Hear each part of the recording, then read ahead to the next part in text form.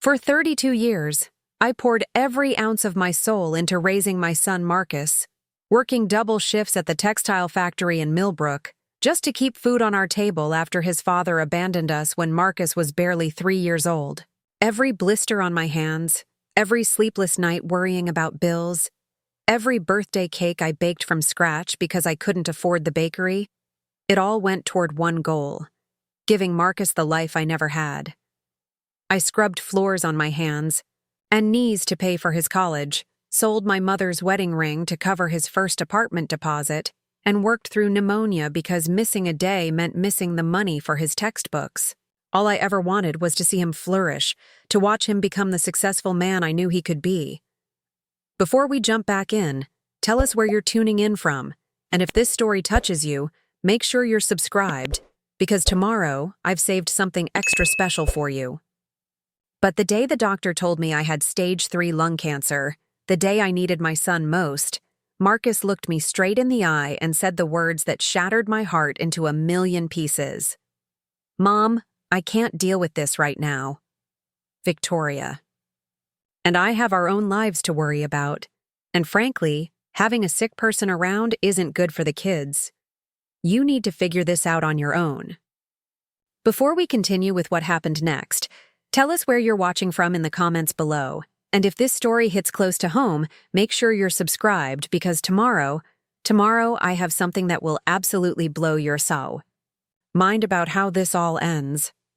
What Marcus didn't know, what he couldn't possibly have imagined as he stood there in my modest living room in Riverside Gardens dismissing me like yesterday's newspaper, was that his frail, supposedly worthless mother had been quietly building something extraordinary for the past decade.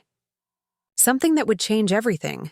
Something that would make him realize exactly what he had thrown away when he chose convenience over compassion, comfort over character.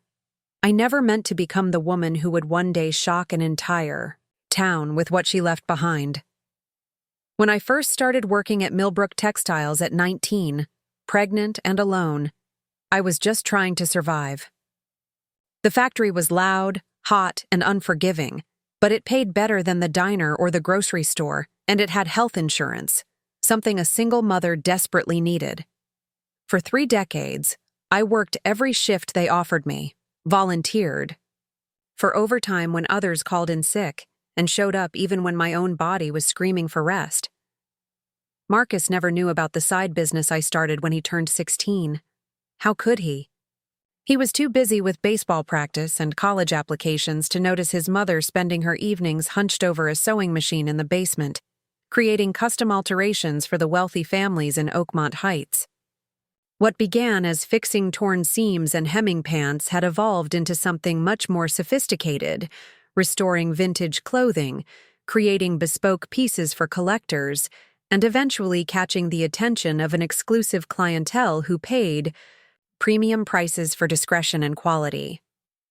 Mrs. Catherine Blackwood, the widow of Millbrook's former textile magnate, had become my most valuable client after I restored her late husband's World War II uniform for a memorial service. She was so impressed with my work that she referred me to her entire social circle. Women who thought nothing of spending $500 to have a 1950s cocktail dress perfectly restored, or $1,000 for a custom recreation of their grandmother's wedding gown. Never told Marcus about the growing bank account, about the investment portfolio Mrs. Blackwood helped me establish, or about the real estate I quietly purchased in downtown Millbrook when the old buildings were selling for practically nothing. Why would I burden him with financial details when all he cared about was whether I could still afford to help with his student loans, his wedding expenses, and later, the down payment on his house? Even when he graduated with honors from State University, even when he married his college sweetheart Victoria Chen in a ceremony I paid for entirely, even when their twin daughters were born and I showed up with a minivan full of baby supplies I'd bought with money he assumed I didn't have, he never once asked how I managed it all on a factory worker's salary. He was content to accept my generosity without questioning its source, just as he was content to assume I would always be there, always giving, always sacrificing for his benefit. But cancer changes everything, The diagnosis came on a Tuesday in March, delivered by Dr. Patricia Morrison, with the kind of gentle professionalism that can't soften the brutal reality of the words. Stage 3. Aggressive treatment needed. Uncertain prognosis. The chemotherapy would make me weak, nauseous, unable to work. I would need help with rides to appointments, with groceries, with the simple tasks of daily living that become mountains when your body is fighting for its life. That's when I learned who my son really was. Standing in my living room that awful Sunday afternoon, Marcus couldn't meet my eyes as he explained why caring for his sick mother was simply too inconvenient for his family. Victoria nodded along from the doorway, her arms crossed, clearly having orchestrated this intervention. Their 8-year-old twins, Emma and Sophie, played in the yard, blissfully unaware that their grandmother, the woman who had built them a treehouse, taught them to bake cookies, and never missed a soccer game, was being discarded like a broken appliance. "We've looked into some really nice facilities," Victoria said, her voice saccharine with false concern. "Sunny Meadows has an excellent reputation, and they take Medicaid. You'd be much better cared for there than trying to manage on your own." What they didn't say, but what hung in the air like toxic smoke, was that a nursing home would absolve them of responsibility. They could visit occasionally, bring the girls for brief, supervised encounters, and continue their comfortable life without the messy inconvenience of watching someone they claimed to love slowly fade away. But as I stood there, feeling smaller and more invisible than I had in years, something inside me shifted. The woman who had spent 3 decades putting everyone else's needs first, who had worked herself to exhaustion to ensure her son's success, who had never asked for anything in return, that woman was done being taken for granted. What Marcus and Victoria couldn't know as they laid out their plans for my disposal was that in my bedroom upstairs, locked in a fireproof safe behind my grandmother's portrait, was a will that would turn their world upside down.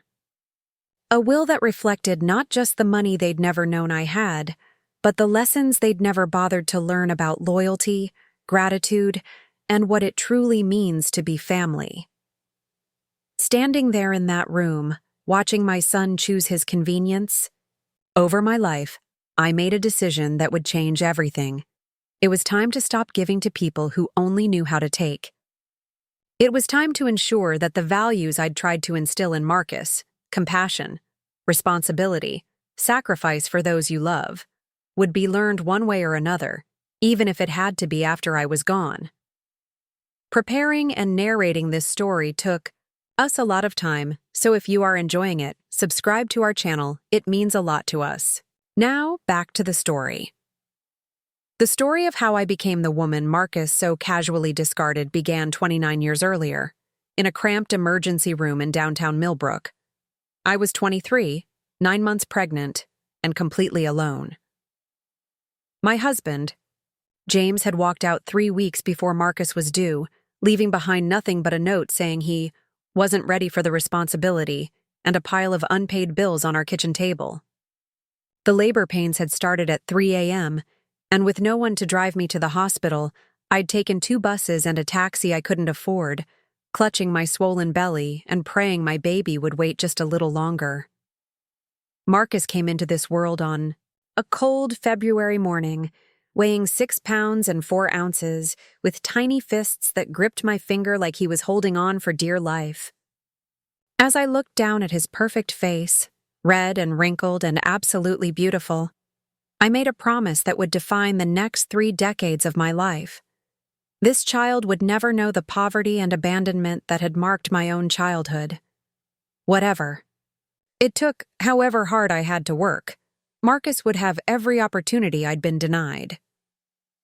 I'd grown up in the Riverside Gardens housing project, the youngest of 4 children raised by a single mother who worked 3 jobs just to keep us fed.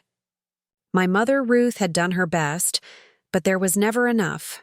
Never enough food, never enough money for school clothes, never enough time for help with homework or bedtime stories. I'd worn my older brother's hand-me-downs to school and learned to make mayonnaise sandwiches filling enough to last until dinner. College wasn't even a dream. It was a luxury for other people's children. But Marcus would be different. Marcus would have everything. The first few years were brutal in ways I couldn't have imagined. While other new mothers had husbands to share, the night feedings and grocery runs, I was doing everything alone while working 40-hour weeks at Millbrook Textiles. The job was hard, standing for 8 hours operating industrial sewing machines, breathing in cotton dust that left my lungs burning, working in temperatures that soared above 90 degrees in summer.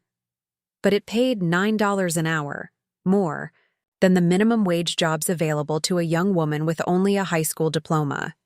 Mrs. Dorothy Henderson, my elderly neighbor in apartment 2B, became my lifeline during those early years. She watched Marcus while I worked, charging me only $20 a week when professional daycare would have cost 10 times that amount. Dorothy had raised 5 children of her own and seemed to understand without words what it meant to be a young mother with nowhere to turn. She taught me how to stretch a dollar until it screamed, how to make Marcus's baby food from scratch, and how to find hope on the darkest days when exhaustion made everything seem impossible. "That boy is something special," she'd tell me as I picked up Marcus after my shifts, his chubby arms reaching for me with pure joy despite the long hours. We'd been apart. "Smart as a whip and twice as determined. You mark my words, Margaret, this one's going places." I lived for those moments, coming home to Marcus's delighted squeals, watching him take his first steps across our tiny living room, hearing his first words, which were "Mama," followed closely by "book," because I read to him every single night, no matter how tired I was. The local library became our second home. It was free, it was warm, and it was filled with worlds I could give my son, even when I couldn't afford much else. When Marcus started kindergarten, I volunteered for every field trip, every classroom party, every school event that would let me be present in his education. The other mothers were polite but distant, most of them stay-at-home wives of Millbrook's professionals, women who drove SUVs and carried designer purses while I showed up in my old Honda Civic wearing clothes I'd mended myself. They spoke casually about summer camps in the mountains and family vacations to Disney World, trips that cost more than I made in 3 months. But Marcus was thriving.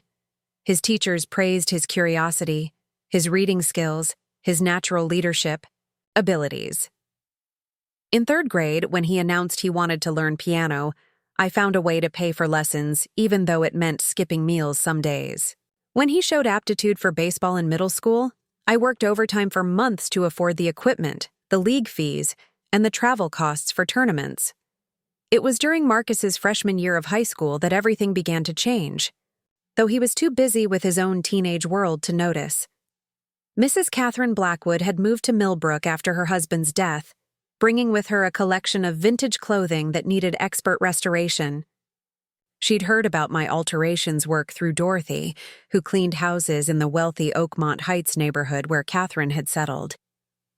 The first piece she brought me was a 1940s evening gown that had belonged to her mother, navy silk, with intricate beadwork that had come loose in several places. It was the most beautiful garment I'd ever held, and I spent 3 weeks painstakingly reattaching each bead by hand, matching the original thread and ensuring every detail was perfect. When Catherine saw the finished gown, tears filled her eyes. "My dear," she said, her voice thick with emotion, "you have a gift. This is museum-quality restoration work. Have you ever considered doing this professionally?" I laughed, still thinking of myself as just a factory worker who was good with a needle and thread. But Catherine was serious. She introduced me to her friends, women who collected vintage fashion and were willing to pay premium prices for someone who could bring their treasures back to life. Within 6 months, I was earning more from my evening sewing work than I made at the factory. But I kept the factory job, unwilling to risk the steady paycheck and health insurance that Marcus and I depended on. Instead, I worked from 6 a.m. to 3 p.m. at Millbrook Textiles, then came home to spend my evenings in the basement, surrounded by silk and wool and lace, creating beauty from damaged things. Marcus never questioned how I could afford his private SAT, tutoring, or the college application fees for 12 different universities. He never wondered where the money came from for his high school graduation trip to Europe or the laptop I bought him for his 18th birthday. He simply accepted these gifts the way children accept their parents' love, as something that would always be there, reliable as sunrise. When he was accepted to State University with a partial scholarship, I was so proud I cried for 3 days straight. My son, my beautiful boy who had started life in a housing project, was going to college. He was going to have the education I'd dreamed of but never achieved, the opportunities that would open doors I could never have imagined.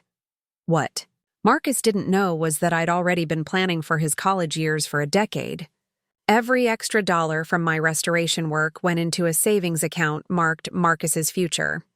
By the time he graduated high school, that account held $47,000, enough to cover what his scholarships didn't, plus living expenses and textbooks. For 4 years. The day I dropped him off at his dormitory, watching him carry boxes of belongings up 3 flights of stairs to his new life, I felt a mixture of pride and terror. Pride at how far we'd both come. Terror at how quiet my apartment would be without his laughter filling the rooms. But I'd done it. I'd kept my promise. Marcus was exactly where he belonged. What I couldn't have predicted was how college would change him. Not just educating him, but introducing him to a world where his mother's sacrifices were seen as embarrassing rather than admirable. Where my blue-collar background became something to overcome rather than honor. The first time he brought Victoria home for Thanksgiving during his junior year, I saw myself through her eyes. A middle-aged woman with calloused hands and discount store clothes, living in a modest apartment in a working-class neighborhood. Victoria was polite, perfectly polite, but I caught the subtle glances she exchanged with Marcus when she thought I wasn't looking.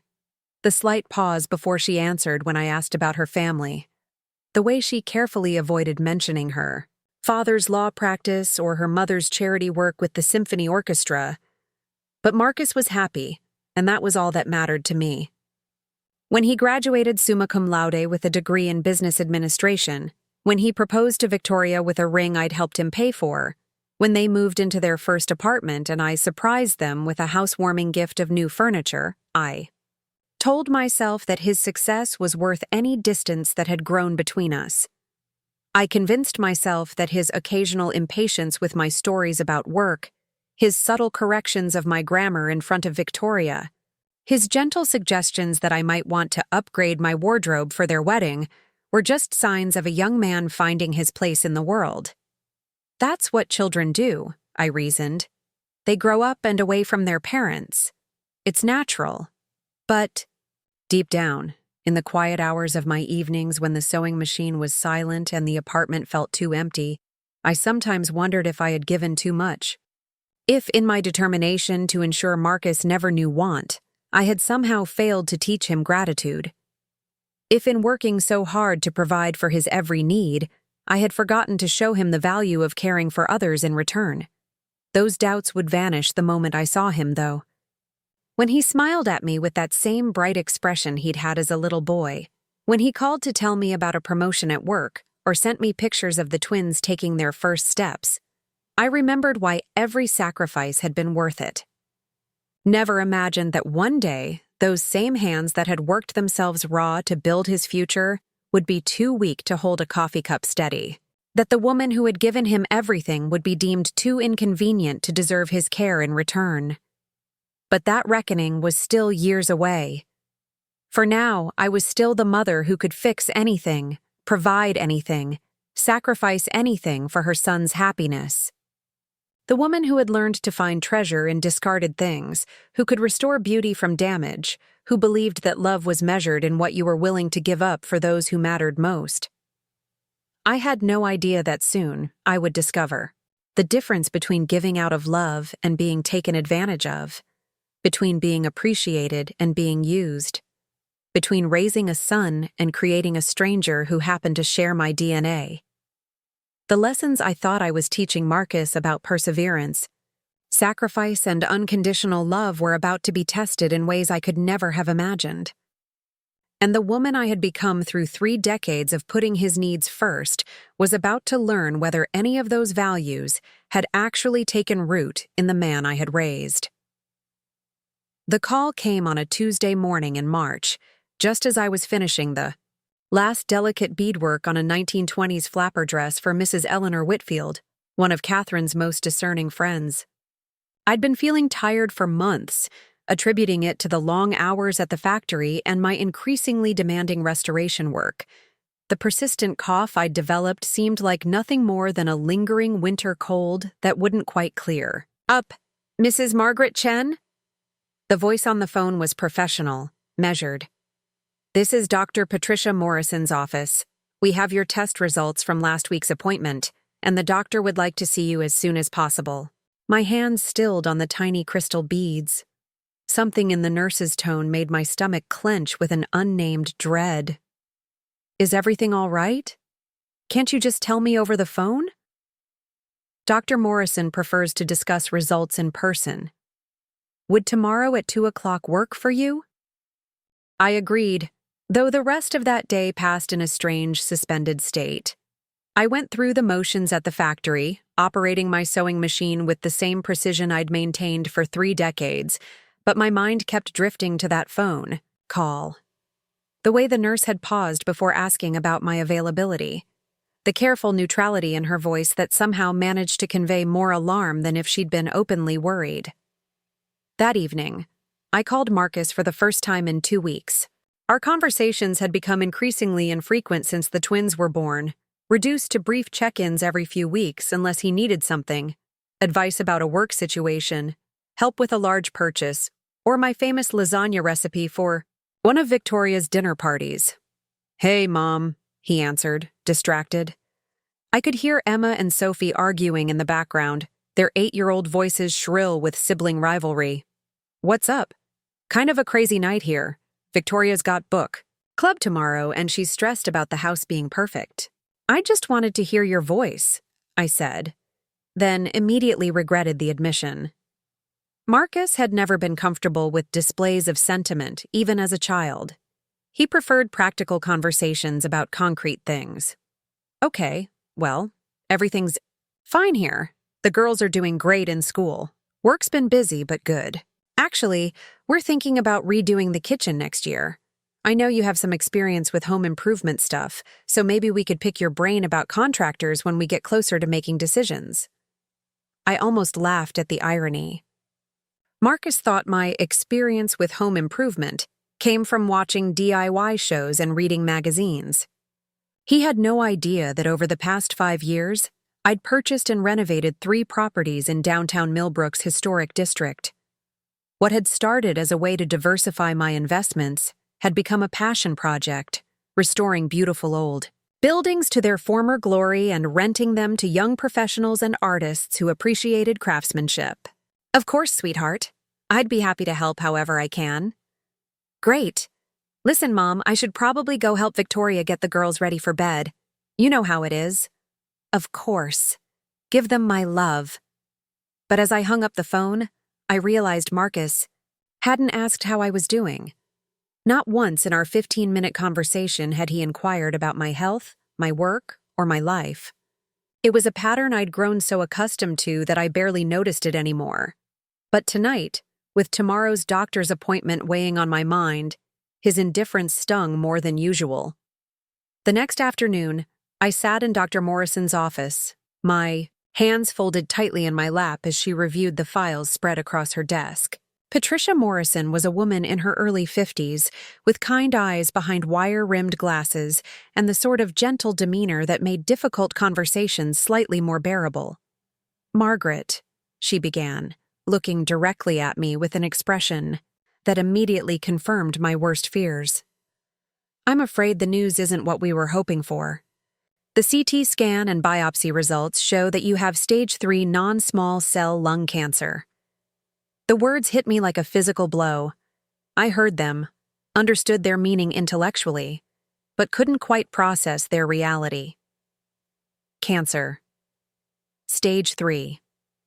The same disease that had taken my mother at 62, leaving her children to watch helplessly as she withered away in a hospital bed that smelled of disinfectant and defeat. "I don't understand," I said, my voice sounding strange and distant to my own ears. "I've never smoked. I eat well. I exercise. How is this possible?" Dr. Morrison's expression softened with sympathy. "Unfortunately, lung cancer can affect anyone. In your case, it's likely related to occupational exposure. 30 years of working in a textile factory with older ventilation systems could certainly be a contributing factor. The cotton dust, the chemicals used in processing. We see this more often than we'd like in industrial workers." The irony was devastating. The job I'd worked for 3 decades to provide for Marcus, the factory that had enabled me to build, the life I'd given him, had been slowly poisoning me all along. Every extra shift I'd taken to pay for his college, every overtime hour to afford his wedding, every day I'd shown up despite exhaustion or illness, all of it had been contributing to this moment. "What does stage 3 mean exactly?" I asked, though I wasn't sure I wanted to hear the answer. "It means the cancer has spread beyond the lungs to nearby lymph nodes, but hasn't metastasized to distant organs yet. The good news is that it's still treatable. We'll want to start aggressive chemotherapy immediately, possibly combined with radiation therapy. The treatment will be challenging. You'll likely experience significant fatigue, nausea, and other side effects. You'll need support during this time, help with transportation to appointments, assistance with daily tasks when you're not feeling well. Support, help, assistance." The words echoed in my mind as Dr. Morrison continued explaining treatment protocols and survival statistics. I would need my family now in ways I never had before. After 3 decades of being the one everyone turned to for help, I would finally need help in return. "Do you have family nearby who can assist with your care?" Dr. Morrison asked, pulling me back to the present. "Yes," I said automatically. "My son lives here in Millbrook with his wife and daughters. I'm sure they'll want to help however they can." But even as I said the words, a small voice in the back of my mind whispered doubts I didn't want to acknowledge. When had Marcus last visited my apartment without needing something? When had he called just to check on me, rather than to ask for advice or assistance? When had he shown any interest in my life beyond how it intersected with his own needs?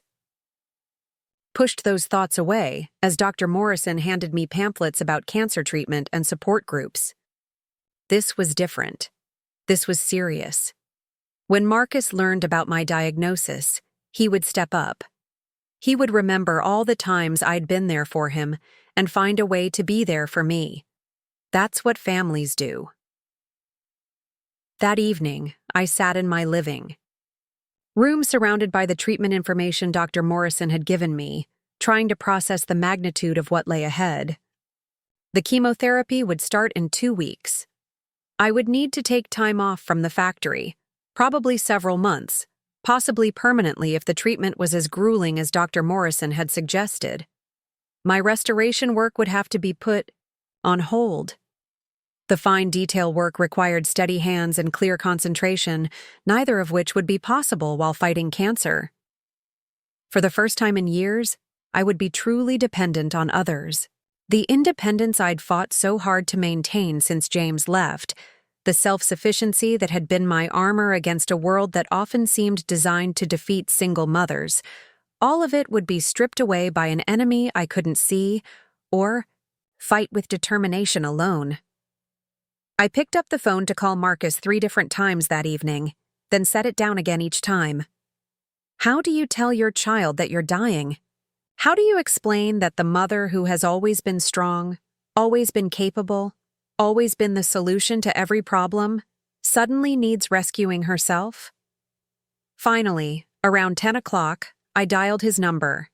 Victoria answered, her voice crisp, with the efficiency of someone managing a household that ran on strict schedules.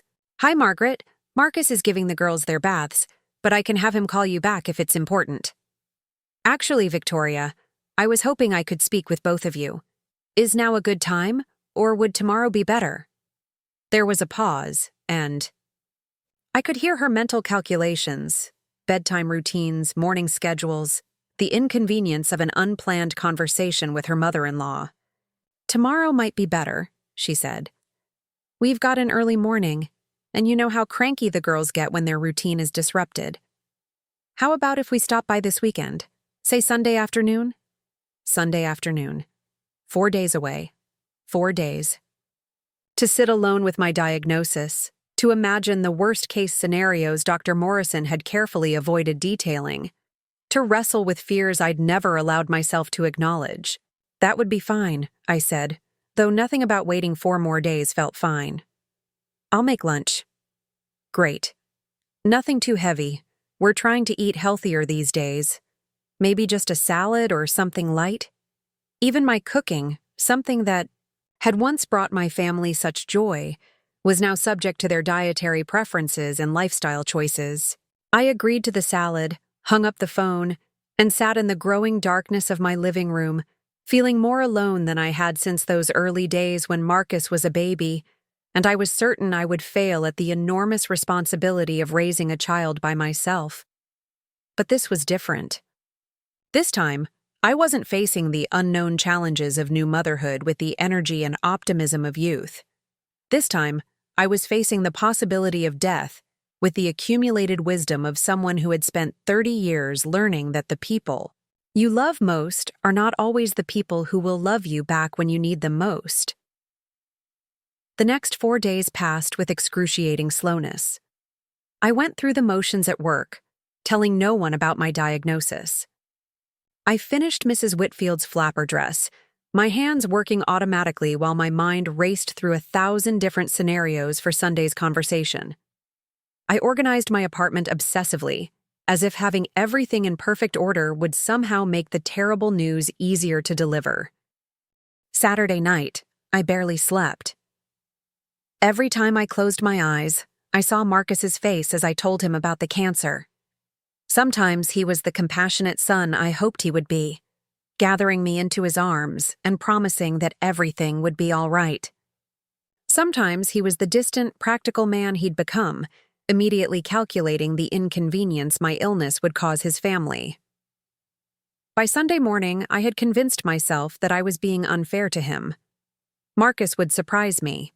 When faced with his mother's mortality, he would remember who we used to be to each other. He would find a way to bridge the distance that had grown between us and become the loving, supportive son I'd raised him to be. I spent the morning preparing a lunch that met Victoria's specifications while secretly cooking Marcus's favorite chocolate chip cookies, the same recipe I'd used when he was 8 years old and came home from school upset about a math test or a playground argument.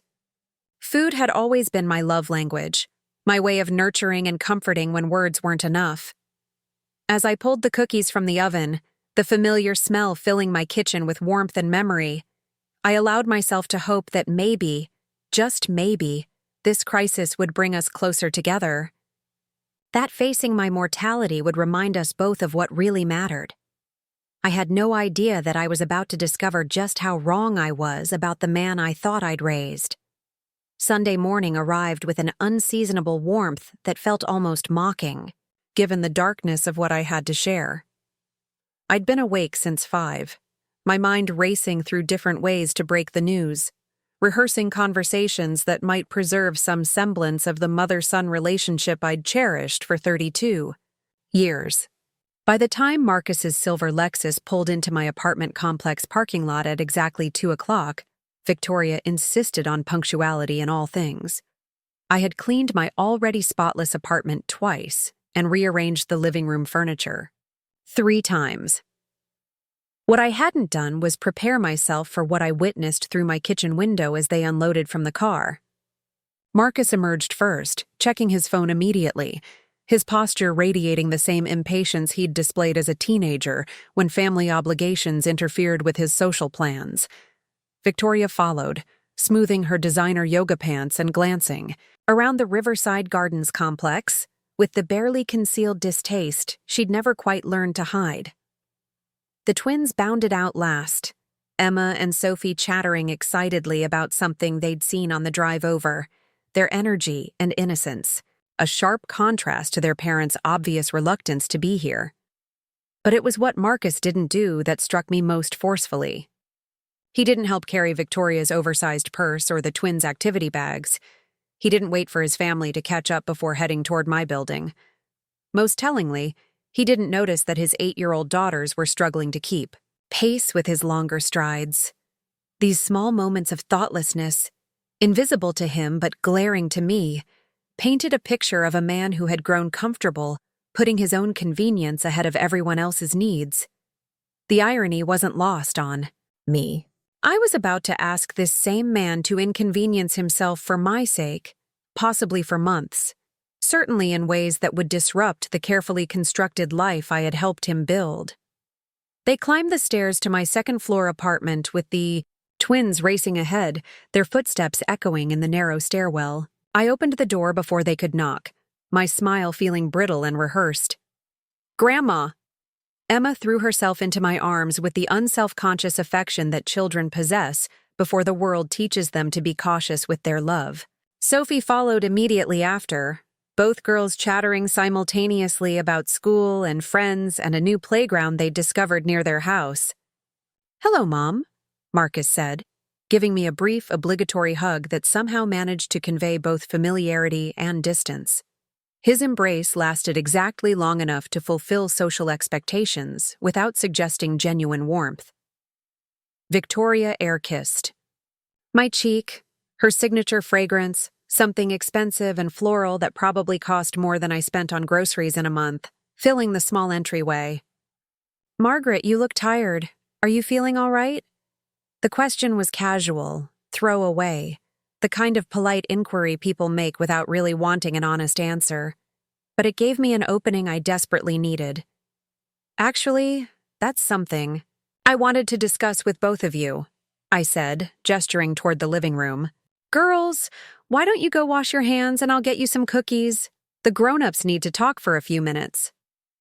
Emma and Sophie rushed toward the bathroom, already arguing about who would use the sink first. Marcus settled into my good chair, the one I'd bought specifically for his visits, though he'd never commented on it, while Victoria perched on the edge of the sofa as if planning a quick escape. "So what's going on?" Marcus asked, glancing at his watch. "We can't stay too long. Victoria's got a conference call at 4 with her book club about next month's selection."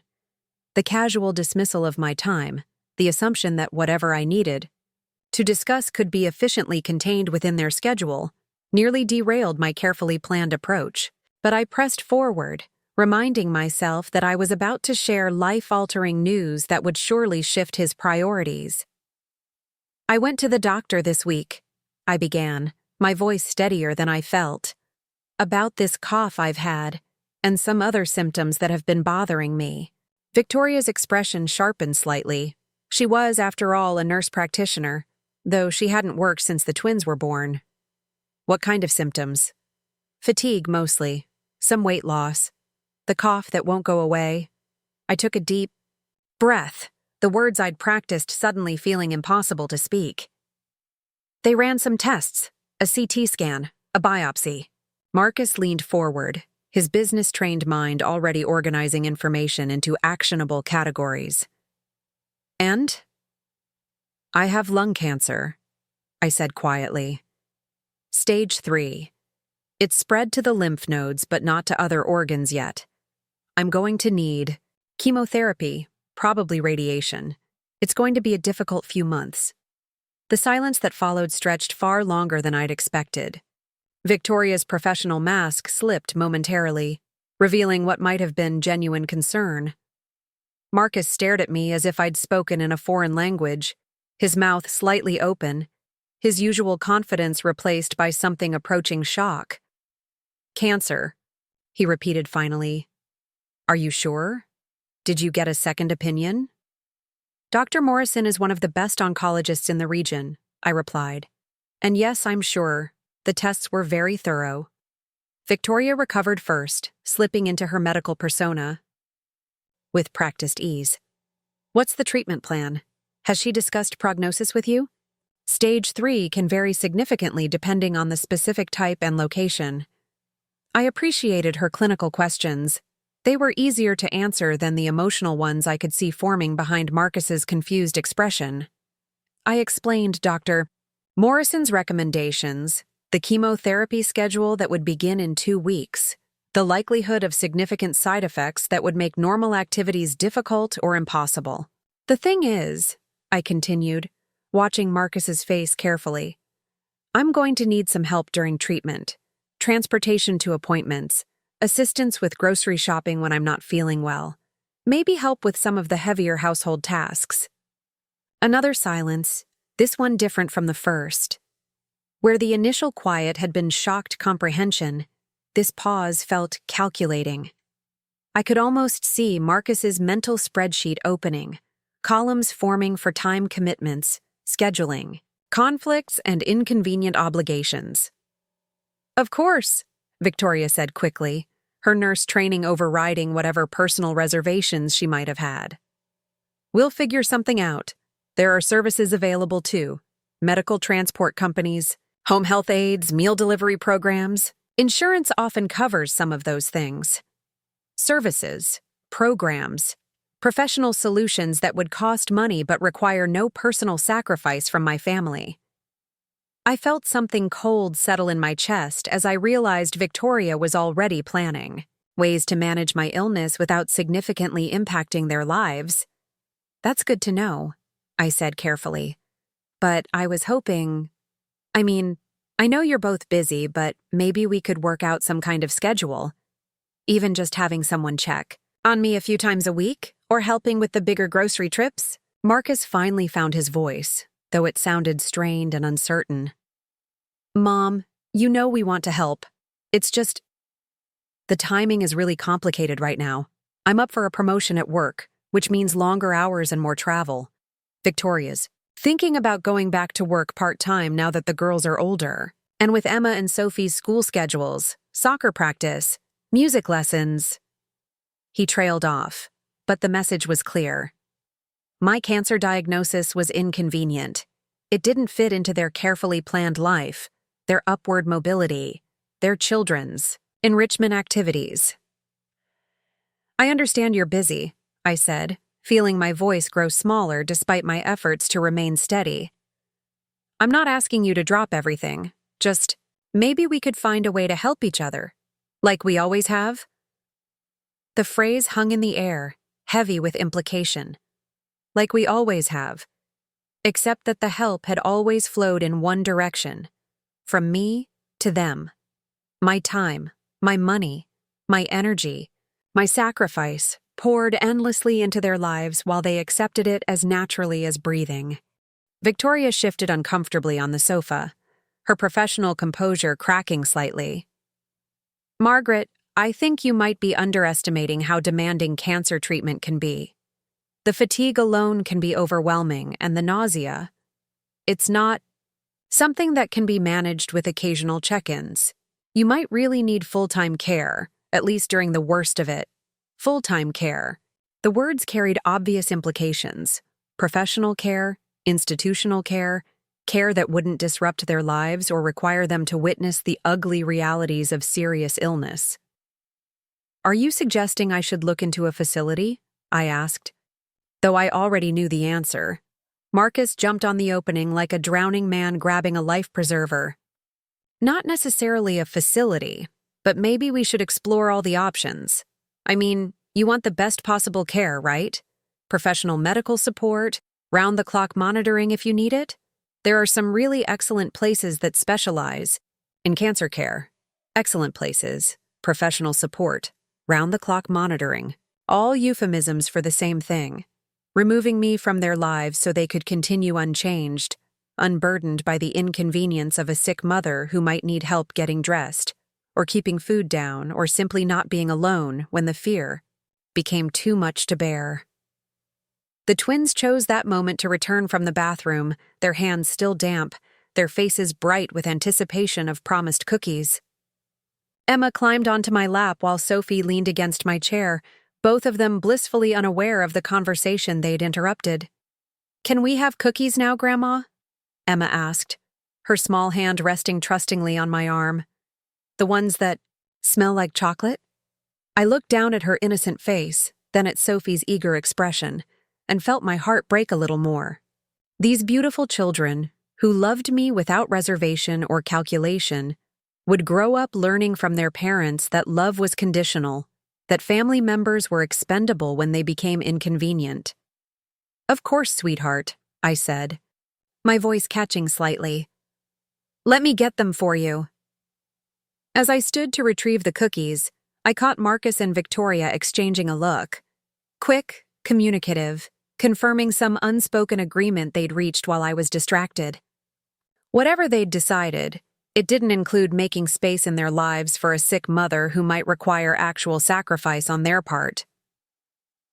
While the girls munched happily on cookies, chattering about school and friends, the adults maintained a careful conversation about treatment options and support services.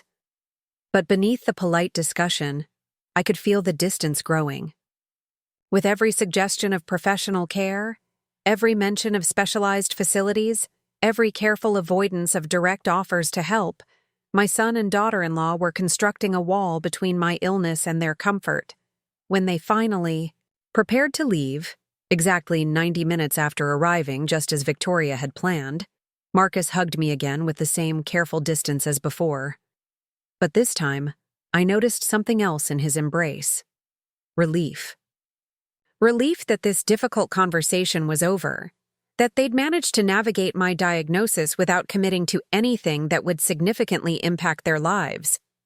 "We'll call you this week," he promised as they gathered their things. "To check on you and maybe look into some of those care options we discussed. Care options, not care itself. That would require something of them personally. Just options, research, professional solutions that could be arranged and paid for without requiring their time or emotional investment." As I watched their Lexus pull out of the parking lot, the twins waving from the back seat while their parents discussed whatever came next in their busy Sunday schedule, I felt a loneliness deeper than anything I'd experienced since James had walked out 32 years ago. But this loneliness was different. Then I'd been abandoned by someone I'd expected to leave eventually. Now I was being abandoned by the person I'd sacrificed everything to love, the child I'd shaped and supported and believed would be there when I finally needed him in return. That night, as I sat alone in my apartment with the lingering smell of chocolate chip cookies mocking me from the kitchen, I made a decision that would change everything. If my family could so easily calculate the inconvenience of my illness, perhaps it was time for me to calculate the value of everything I'd given them over the years. Perhaps it was time to ensure that the lessons about family, loyalty, and sacrifice that I'd failed to teach through example would finally be learned through consequence. The will I'd written 5 years earlier, updating it annually as my investments grew and my property portfolio expanded, suddenly seemed insufficient. It was time to make some changes that reflected not just my financial success, but my growing understanding of who my son really was when tested by adversity.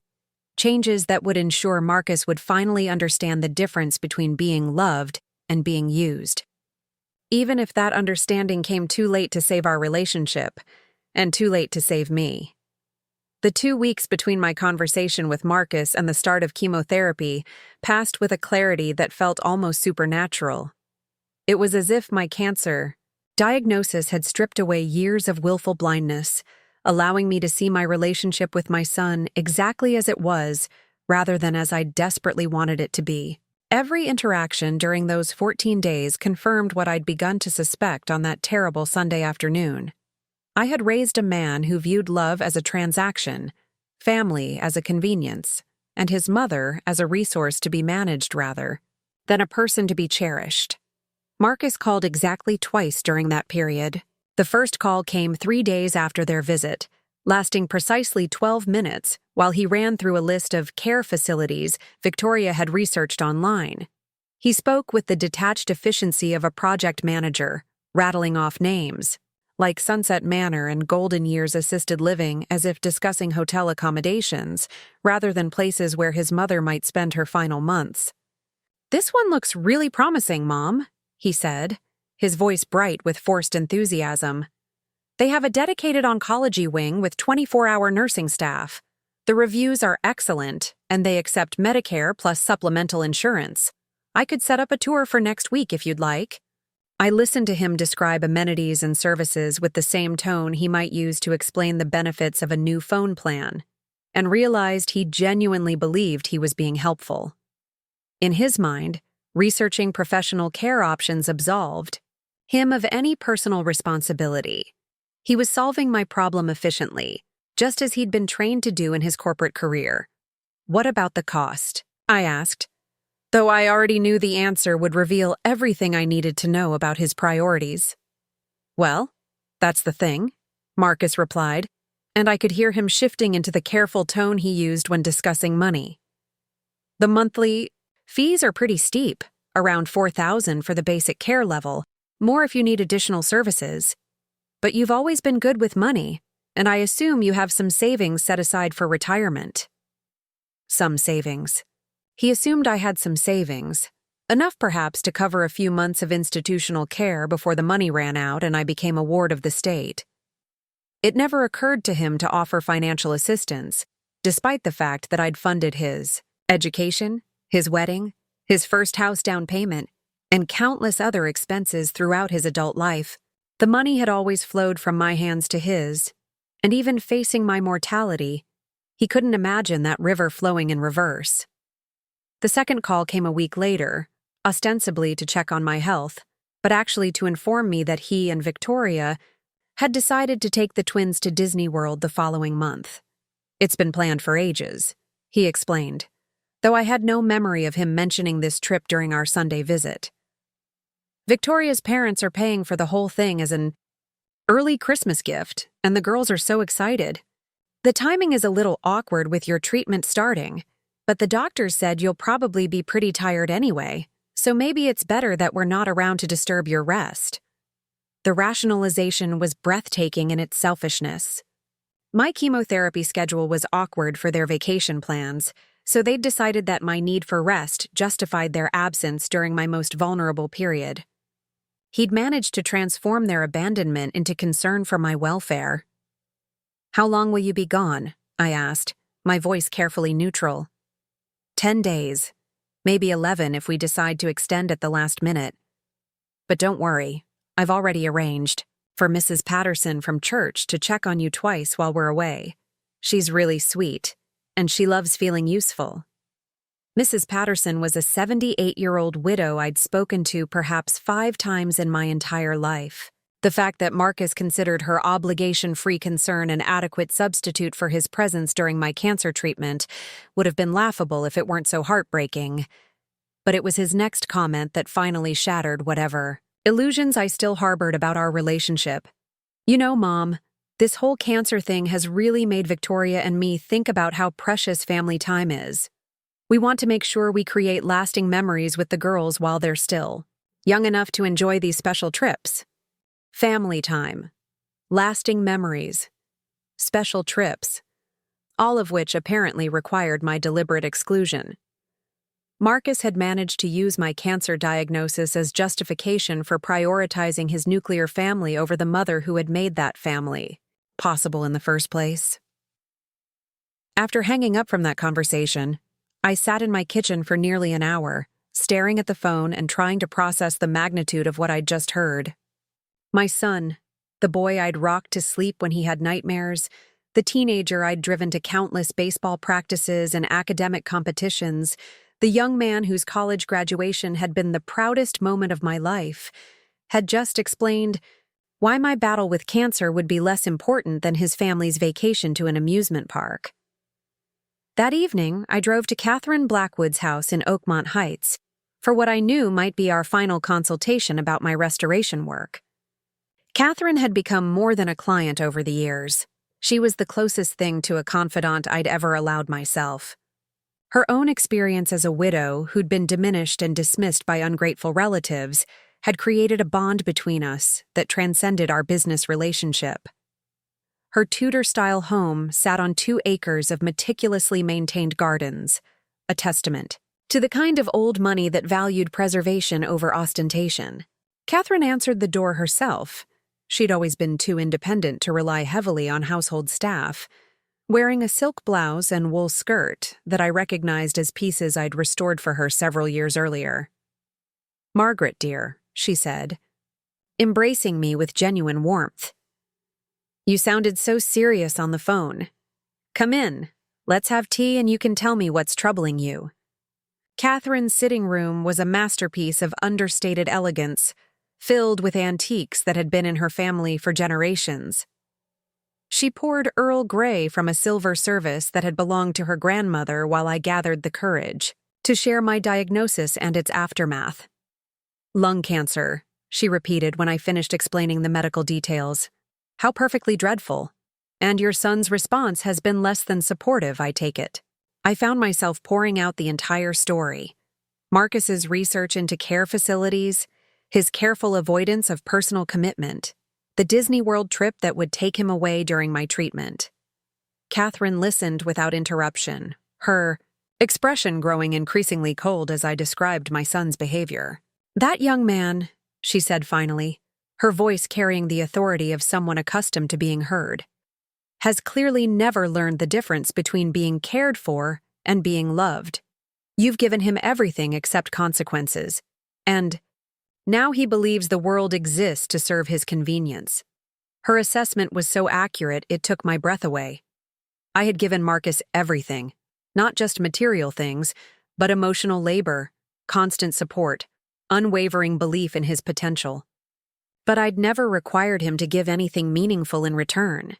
I'd confused enabling with nurturing, sacrifice with love. "The question now," Catherine continued, "is what you intend to do about it. You could spend your remaining energy trying to teach him lessons he should have learned decades ago, or you could accept that some people only understand value when they've lost it permanently." She leaned forward, her eyes sharp with the kind of intelligence that had helped her navigate decades of high society politics and family manipulation. "Tell me about your will, Margaret. Your real will, not the simple document most people have, that divides their modest possessions among ungrateful relatives." I found myself explaining my financial situation for the first time in years. The investment portfolio that now exceeded $800,000, the 3 rental properties worth nearly $500,000 combined, the vintage clothing collection that specialized dealers had valued at over $100,000, and the $200,000 in various savings accounts that represented years of careful money management. Catherine's eyebrows rose steadily as I detailed my holdings. "My dear girl, you're worth well over $1 million. Does Marcus have any idea?" "None whatsoever," I admitted. "He thinks I'm surviving on factory wages and whatever small amount I might have saved for retirement. He suggested I use my savings to pay for institutional care, while he takes his family to Disney World instead of caring for the woman who made his comfortable life possible." Catherine's voice carried decades of experience with entitled relatives and fair-weather family members. "Margaret, you have an opportunity here that few people receive. The chance to ensure your legacy reflects your values rather than simply rewarding the accident of birth." She stood and walked to an antique writing desk, returning with a leather-bound portfolio. "I've revised my own will 7 times over the years, each revision reflecting new understanding about which family members and causes truly deserve support. The final version bears no resemblance to what I would have written 30 years ago, when I still believed blood relation guaranteed loyalty." Catherine opened the portfolio, revealing pages of legal documents covered in careful annotations. "My nephew Richard spent 20 years expecting to inherit this house and the bulk of my estate. He visited twice yearly, always on holidays, always with his hand extended for loans that were never repaid. When I was hospitalized with pneumonia last year, he sent flowers, but couldn't be bothered to visit because it was inconvenient for his schedule." She smiled with grim satisfaction. "Richard will inherit exactly $1 and a letter explaining why. The house will go to the County Historical Society, and my liquid assets will fund scholarships for young women who understand the value of hard work and self-reliance. The parallel to my own situation was unmistakable, but Catherine wasn't finished. Marcus has shown you exactly who he is when tested by adversity, she continued. He's demonstrated that his comfort matters more than your suffering, that his family's leisure activities take precedence over your medical needs, that he views you as a problem to be managed rather than a person to be cherished. Why would you reward such behavior with an inheritance he's done nothing to earn? That night, I called my attorney, David Richardson, who had handled the legal aspects of my property investments and updated my will annually to reflect my growing assets. David was a practical man in his 60s who specialized in estate planning for people who'd accumulated unexpected wealth through careful investing rather than inherited privilege. Margaret, he said, after I'd explained my situation, I've been practicing estate law for 35 years, and I've seen every variation of family dysfunction you can imagine. Adult children who disappear when parents need care but reappear, magically when there's money to inherit. Relatives who suddenly discover deep affection for elderly family members they've ignored for decades. The patterns are depressingly predictable. He paused, choosing his words carefully.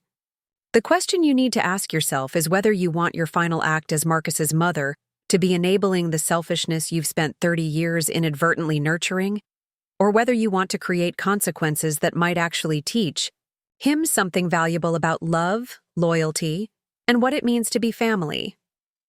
What would you recommend? I asked. Complete revision, David said without hesitation. A will that reflects your true values and rewards people who've actually demonstrated care for you rather than simply expecting it as their birthright. Include detailed explanations of your reasoning, not to be cruel, but to ensure there's no misunderstanding about why you made the choices you made. And Marcus? Give him something, David advised. Not nothing. That would be vindictive and might provide grounds for contest. But something proportional to what he's actually contributed to your life in recent years.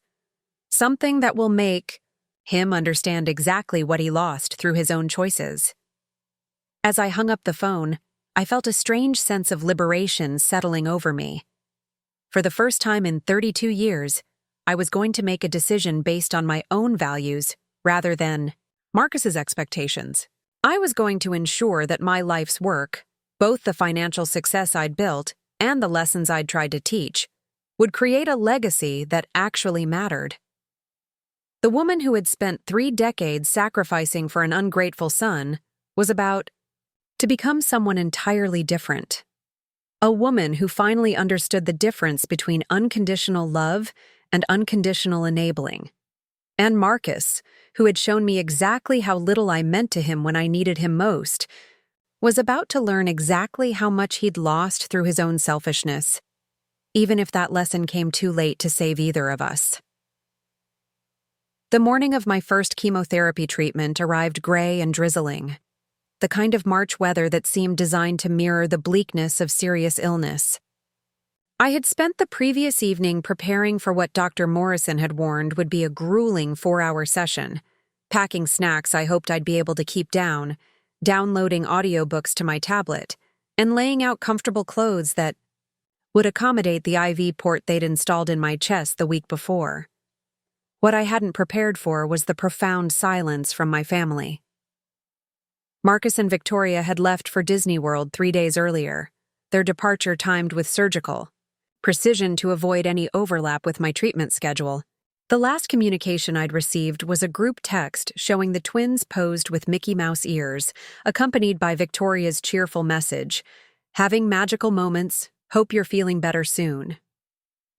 Hope you're feeling better soon. As if cancer were a common cold that would resolve itself with enough rest and orange juice. Mrs. Patterson from church had called the night before, her elderly voice trembling with genuine concern. "Dear, I know. Marcus asked me to check on you, but I'm afraid I don't drive anymore since my accident last year. Would it be possible for you to call me after your treatment? I'll be praying for you all day." The irony was devastating. A 78-year-old woman I barely knew was showing more consideration for my welfare than my own son. Mrs. Patterson couldn't provide practical help, but she'd taken the time to explain her limitations and express authentic worry about my condition. Marcus had simply assumed she would handle whatever I needed and departed for his vacation without a backward glance. Catherine Blackwood had offered to drive me to the cancer center, but I'd declined. This felt like something I needed to face alone, a ritual of independence before I became the kind of person who required help with basic tasks. I took a taxi, watching familiar Millbrook neighborhoods pass by the rain-streaked windows while trying not to think about the statistics Dr. Morrison had shared during our pre-treatment consultation. The Millbrook Regional Cancer Center was a modern building designed to project hope rather than clinical coldness, with large windows and artwork chosen to soothe anxious patients. But no amount of architectural optimism could disguise the fundamental reality of the place. This was where people came to fight for their lives, and not all of them would win. The infusion suite resembled a strange hybrid of medical facility, and comfortable lounge with 20 reclining chairs arranged in a semicircle around a central nursing station. Patients in various stages of treatment occupied about half the chairs, some sleeping, others reading or watching television on personal screens. A few chatting quietly with family members who'd taken time off work to provide support during the long process. Margaret Chen, a young nurse with kind eyes and scrubs decorated with cheerful butterflies, approached my chair. "I'm Rachel, and I'll be taking care of you today. This is your first treatment, right?" I nodded, suddenly feeling overwhelmed by the reality of what lay ahead. Rachel's practiced efficiency as she checked my vitals and explained the medication protocol was both reassuring and terrifying. Reassuring because she clearly knew what she was doing. Terrifying because her expertise meant this was routine. That countless people before me had sat in this same chair receiving these same drugs with their devastating side effects. "Do you have someone to drive you home afterward?" Rachel asked as she prepared the IV line. "The anti-nausea medications can make some people drowsy, and we always recommend having support for the first 24 hours. "I'll take a taxi," I replied, the words sounding smaller than I'd intended. Rachel's expression shifted almost imperceptibly. Not judgment, exactly, but recognition of a situation she'd encountered before. "Okay, well, we'll make sure you're steady on your feet before you leave. And here's my direct number," she said, handing me a card. "Call if you have any concerns at all over the next few days. Sometimes the side effects don't hit until 48 hours later." As the chemotherapy drugs began flowing into my bloodstream, I tried to focus on the audiobook I'd downloaded, a mystery novel I'd been meaning to read for months. But my attention kept drifting to the other patients and their accompanying family members. An elderly man in the chair beside me was being entertained by what appeared to be his adult daughter, who'd brought a tablet loaded with family photos, and was narrating updates about grandchildren and recent vacations. Across the room, a woman roughly my age was holding hands with her husband, while they both dozed in their respective chairs. The contrast with my own situation was stark and unavoidable. I was surrounded by evidence of what family support during serious illness looked like. Not perfect, perhaps, but present, available, willing to sacrifice convenience for the sake of someone they loved. During the third hour of treatment, when the anti-nausea medications had made me drowsy, but the anxiety kept sleep at bay, I found myself composing the letter that would accompany my revised will. The words formed themselves with surprising clarity, as if the chemotherapy drugs were dissolving not just cancer cells, but also the self-deception that had allowed me to excuse Marcus's behavior for so many years. "My dear son," the letter began, "in my mind, by the time you read this I will be gone, and you will be discovering that the mother you considered a burden was worth far more than you ever imagined. Not because of the money, though there is much more of that than you knew, but because of what you chose to value when tested by my illness." The phantom letter continued writing itself as I dozed fitfully in the reclining chair, my subconscious, mind apparently working through emotions too painful to confront while fully awake. I found myself remembering not just Marcus's recent failures, but earlier moments that should have served as warnings. The graduations and celebrations where he'd been more interested in networking than spending time with me. The holidays when he'd seemed impatient with my stories about work and neighbors. The subtle corrections of my grammar and gentle suggestions about my appearance that had gradually eroded my confidence in his acceptance. Rachel checked on me regularly throughout. The treatment, her professional concern a stark contrast to the absence of personal care from my own family. When other patients' relatives stepped out to make phone calls or grab coffee, they'd ask if I needed anything, if they could bring me something from the cafeteria, if I was comfortable enough or needed an extra blanket. These strangers showed more consideration in passing than my son had demonstrated during my entire diagnosis process. As the final medications dripped into my IV line, exhaustion hit with unexpected force. Rachel explained that this was normal, that the combination of chemicals and emotional stress often left first-time patients feeling depleted. She helped me to a more comfortable position and adjusted the chair's settings while I fought waves of nausea that the antiemetic drugs couldn't completely suppress. "Your ride should be here soon," she said gently, though we both knew no ride was coming, that I would need to call a taxi and hope I could remain upright long enough to get home safely. "Actually," said a familiar voice from behind me, "her ride is already here." I turned as much as the IV line would allow and saw Catherine Blackwood approaching my chair, elegant even in the utilitarian environment of the cancer center. She wore a classic navy coat and carried a leather handbag that probably cost more than most people spent on rent, but her expression was soft with genuine concern. "Catherine," I said, my voice hoarse from the medications, "I told you I could manage on my own. And I told you that managing alone was a luxury you could no longer afford," she replied crisply. "Besides, I've been sitting in the waiting room for 2 hours reading a perfectly dreadful novel, so you're actually doing me a favor by providing an excuse to leave." Rachel looked between us with obvious relief. "Are you family?" "I'm her friend," Catherine said firmly, which, given the circumstances, appears to make me more reliable than her family. The drive home passed in comfortable silence, punctuated by Catherine's occasional questions about how I was feeling and whether I needed her to stop for any prescriptions or groceries. Her presence was undemanding but reassuring, the kind of steady support I'd imagined receiving from Marcus before reality had taught me otherwise. At my apartment, Catherine helped me settle on the sofa with pillows and blankets, then proceeded to organize my medications according to the schedule Dr. Morrison had provided. She filled water glasses, arranged crackers and ginger ale within easy reach, and programmed her phone number into my cell phone with instructions to call day or night if I needed anything. "The next few days may be quite unpleasant," she said matter-of-factly. "The fatigue alone can be overwhelming, and the nausea often gets worse before it gets better. You shouldn't be managing this alone." "I don't have much choice," I replied, the words carrying more bitterness than I'd intended. Catherine sat down in the chair across from me, her expression thoughtful. "Actually, you do have choices, Margaret, more than you realize.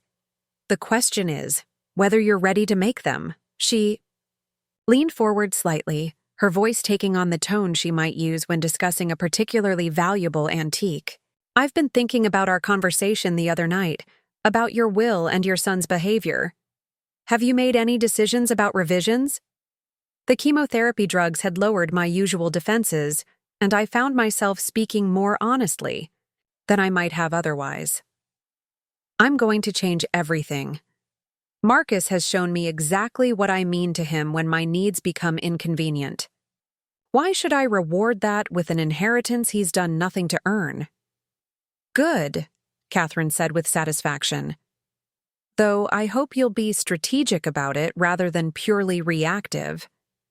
The goal should be to create consequences that might actually teach him something valuable, not just to punish him for disappointing you." She stood to leave, gathering her coat and purse with practiced efficiency.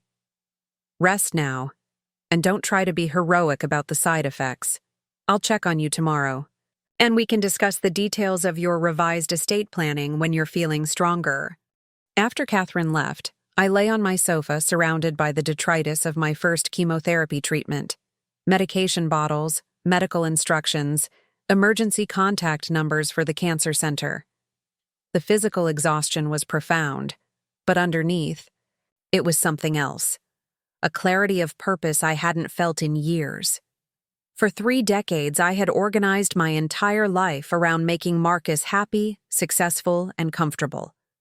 I had sacrificed my own needs, ignored my own dreams, and accepted diminishing returns on the love I'd invested in him.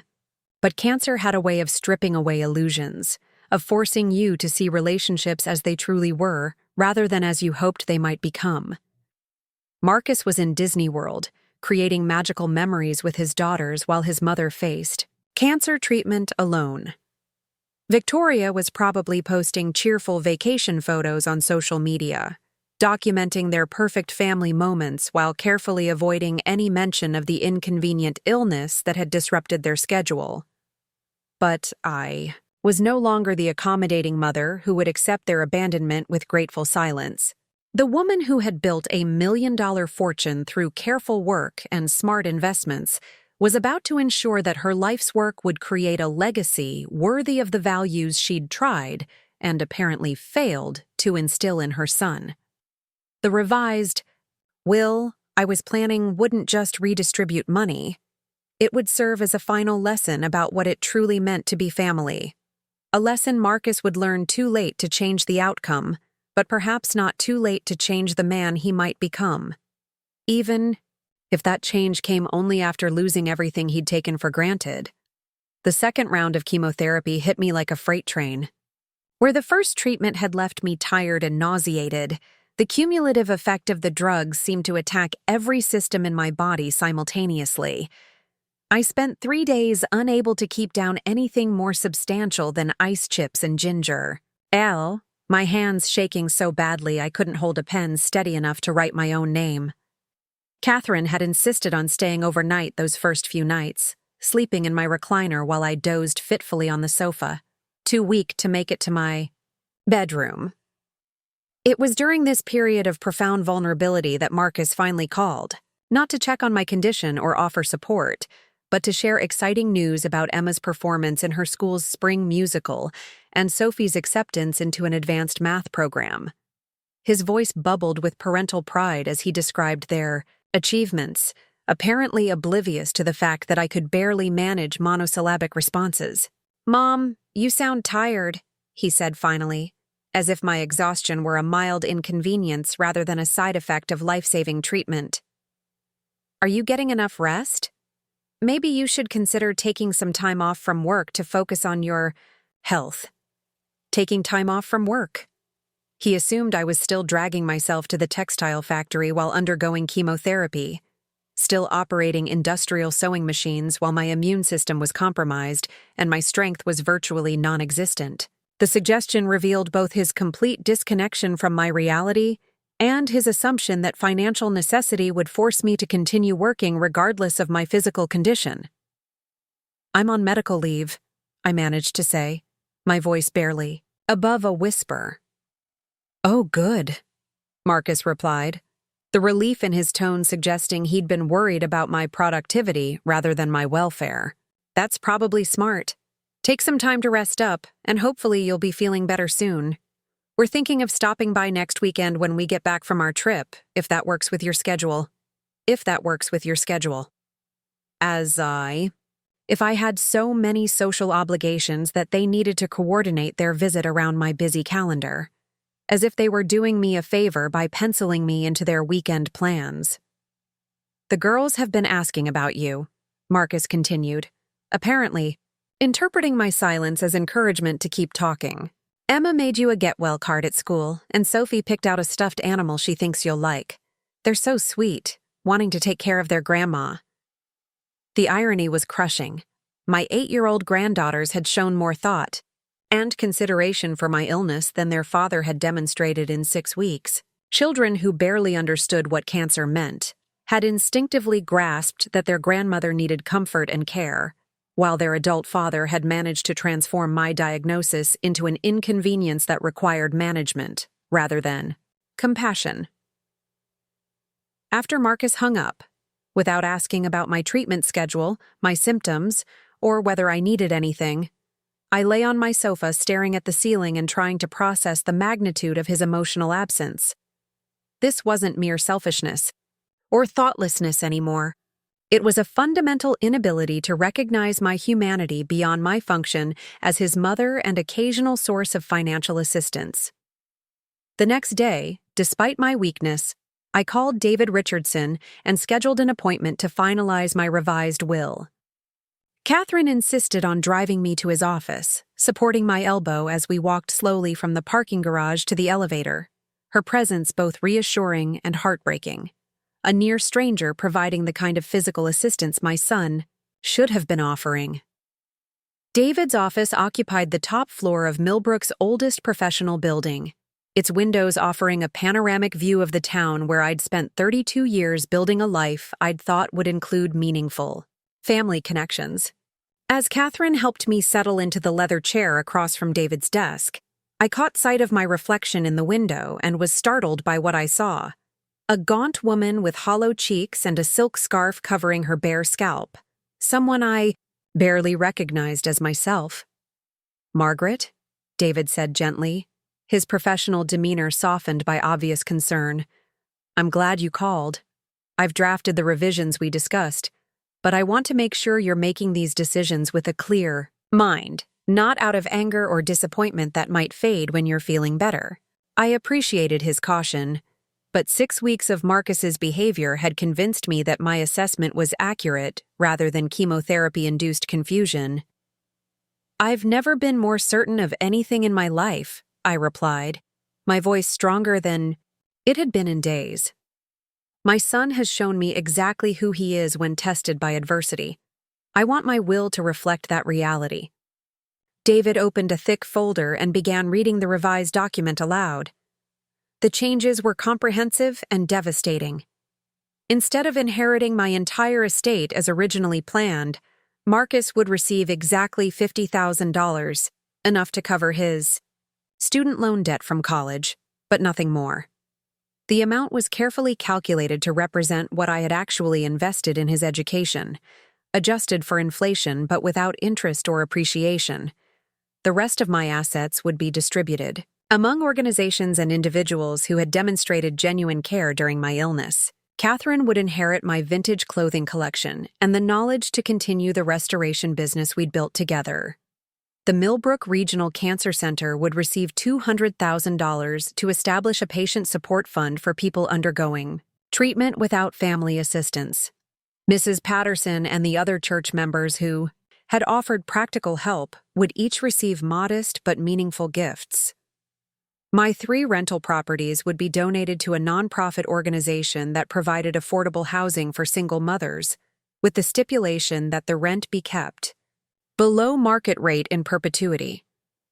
The remaining liquid assets would fund scholarships for young women from low-income families who demonstrated both academic promise and a commitment to caring for others.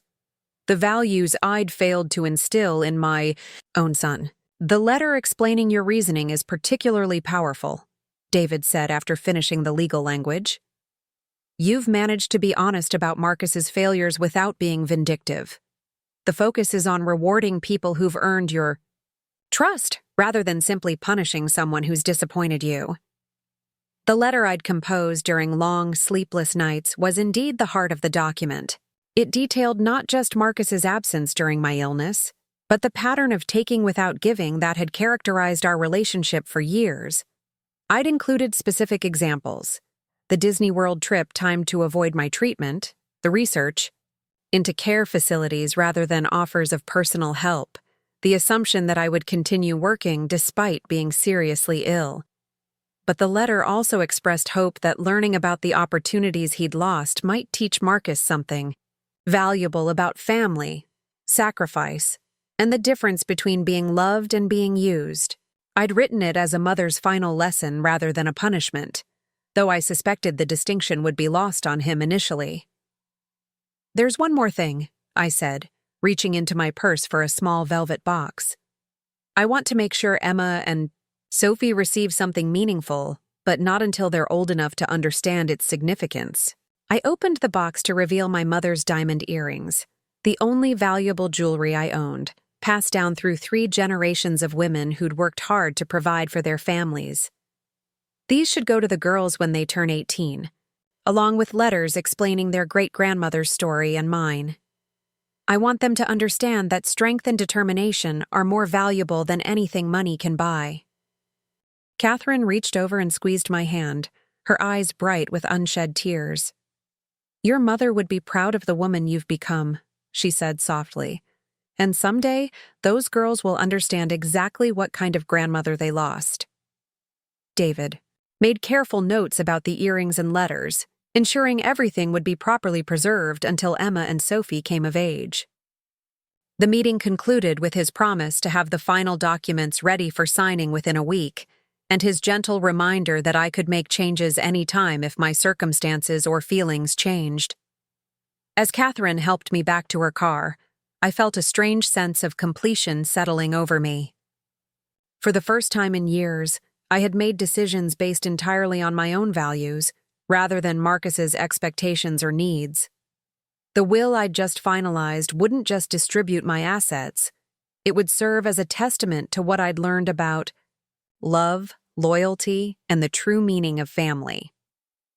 That evening, as I sat propped against pillows on my sofa with a cup of tea growing cold on the side table, my phone buzzed with a text message from Marcus. "Home from Disney. Trip was amazing. Kids. Had the best time ever. Planning to stop by Sunday around 2 to show you pictures and let girls give you their gifts. Hope you're feeling up for company." The casual tone, the assumption that I would of course want to hear about their wonderful vacation while I'd been battling cancer alone, the complete lack of inquiry about my condition. It all confirmed that I'd made the right decision about my revised estate plan. Marcus would visit on Sunday with his happy family and their magical memories, expecting me to smile and coo over vacation photos while my body fought to recover from chemicals designed to kill the cancer that might kill me. He would present his daughter's thoughtful gifts as evidence of his family's care while remaining oblivious to his own emotional absence during my darkest period. And I would smile and accept their gifts and listen to their stories, because I loved Emma and Sophie too much to let them witness conflict between their father and grandmother.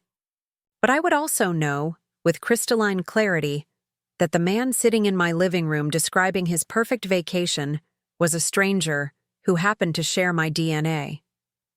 The mother who had spent 32 years prioritizing his happiness over her own welfare was gone, replaced by a woman who finally understood the difference between unconditional love and unconditional enabling. Marcus would discover this transformation eventually, probably not until after my death, when he learned about the will that reflected his true worth to the woman who'd given him everything. By then, it would be too late for apologies or promises to do better.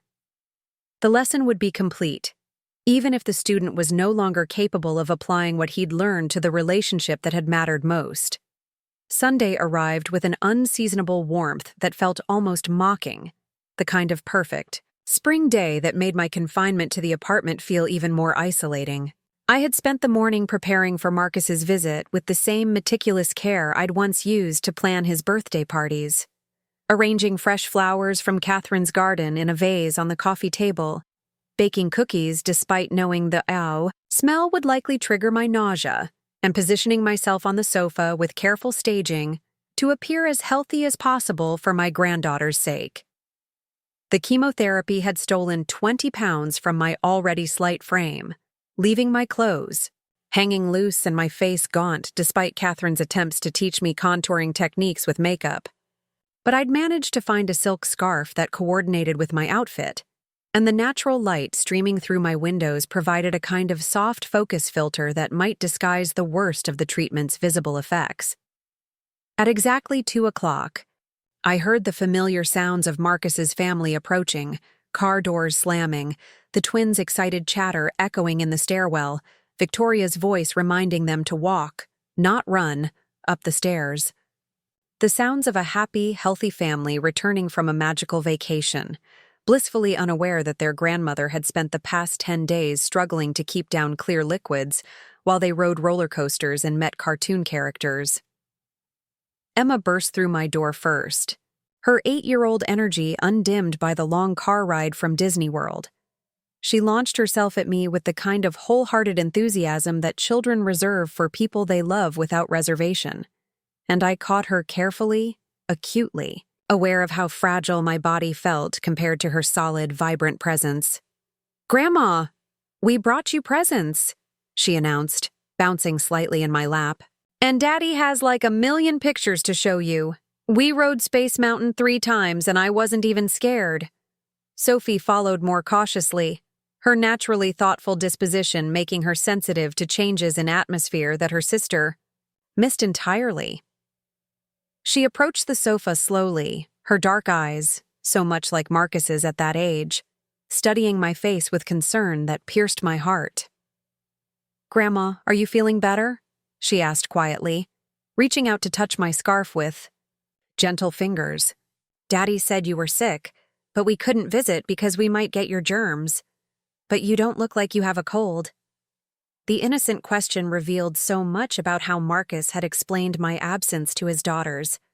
He'd reduced my cancer diagnosis to a simple illness that required brief quarantine, something that would resolve itself with rest while they enjoyed their vacation.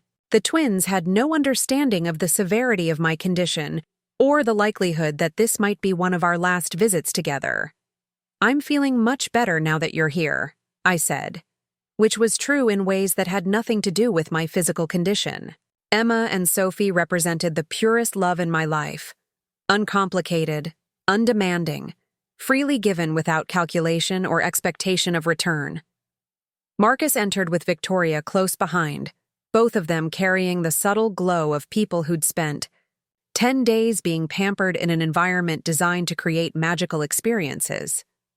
Marcus wore a Disney World t-shirt that had clearly been purchased during their trip, while Victoria's perfectly styled hair and professional manicure spoke of spa treatments and leisurely mornings without the stress of real-world responsibilities. "Mom," Marcus said, his voice carrying the forced cheer of someone determined to maintain a positive atmosphere.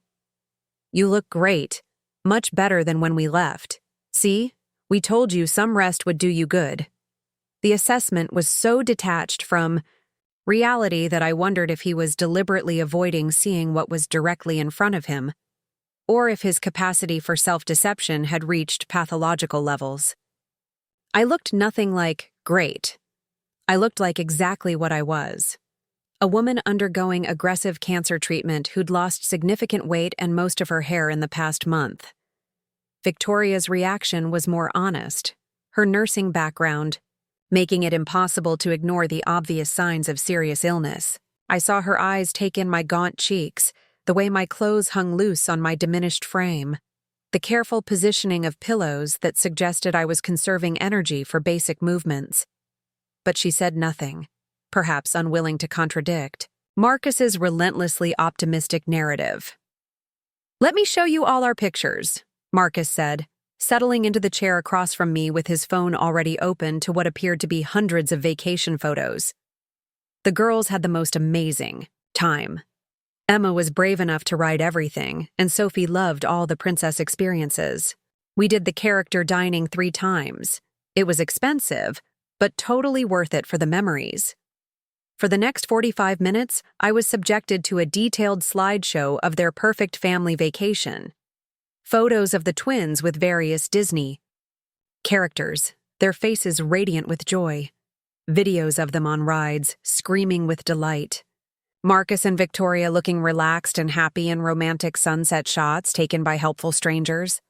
Every image was a testament to the magical memories they'd created while their wife's mother fought cancer alone. "And look at this one," Marcus said, showing me a photo of the whole family wearing matching Mickey Mouse ears in front of Cinderella Castle. Victoria's dad hired a professional photographer for this shot. We're going to have it blown up and framed for the living room. The casual mention of Victoria's father paying for professional photography while I couldn't afford to miss work for treatment appointments was particularly galling. Victoria's parents had funded their children's magical vacation while assuming no responsibility for their daughter's mother-in-law's medical crisis.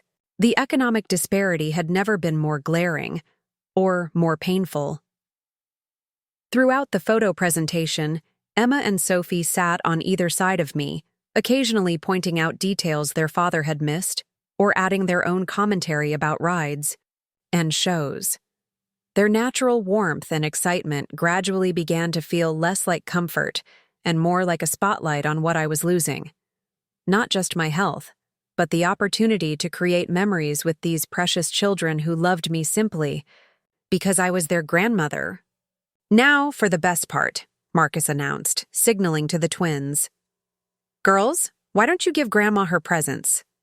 Emma produced a construction paper card covered in glitter and stickers with "Get well soon, Grandma," written in careful second grade handwriting.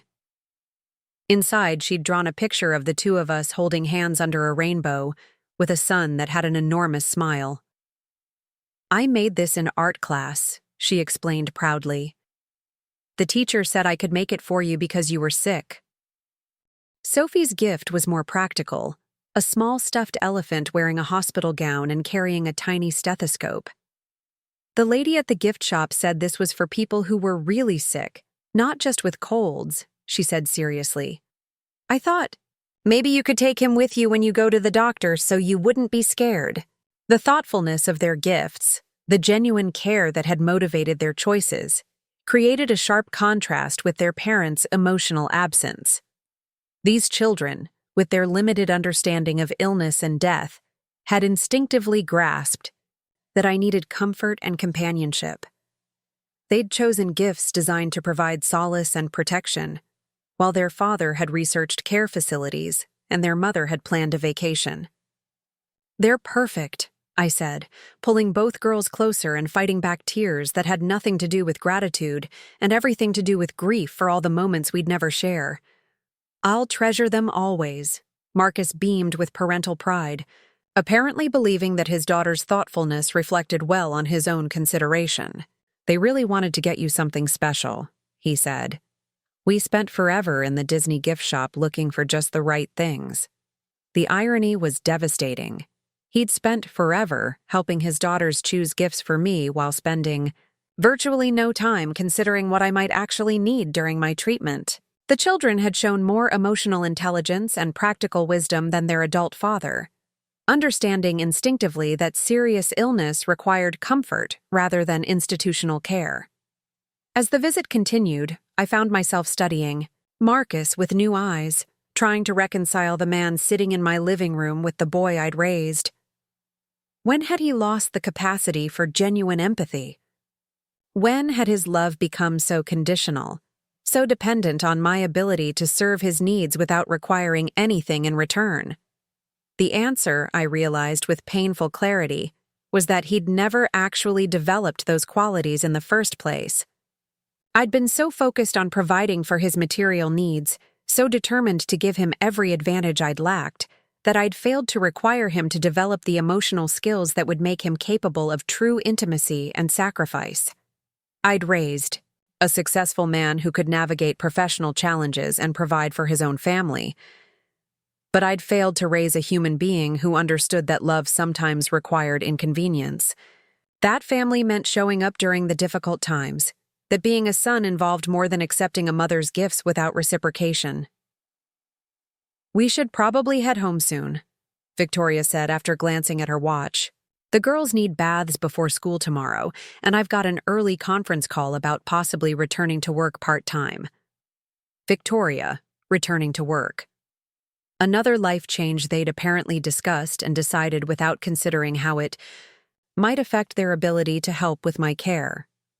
More evidence that their world revolved entirely around their own family unit, with my illness relegated to the status of an inconvenient external factor that required minimal acknowledgement. As they prepared to leave, Marcus made vague promises about visiting again soon and staying in touch about my treatment progress. But there were no specific offers of help, no concrete plans for assistance, no acknowledgement that I might need support in the coming weeks as the chemotherapy continued to ravage my already weakened system.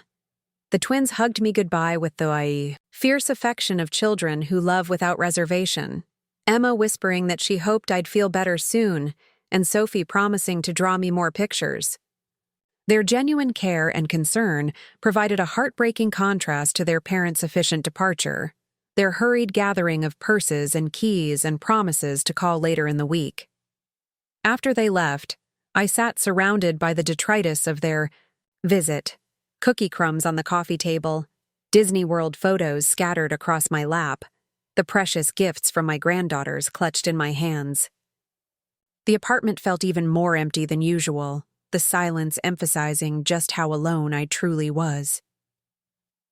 That evening, Catherine called to check on how the visit had gone.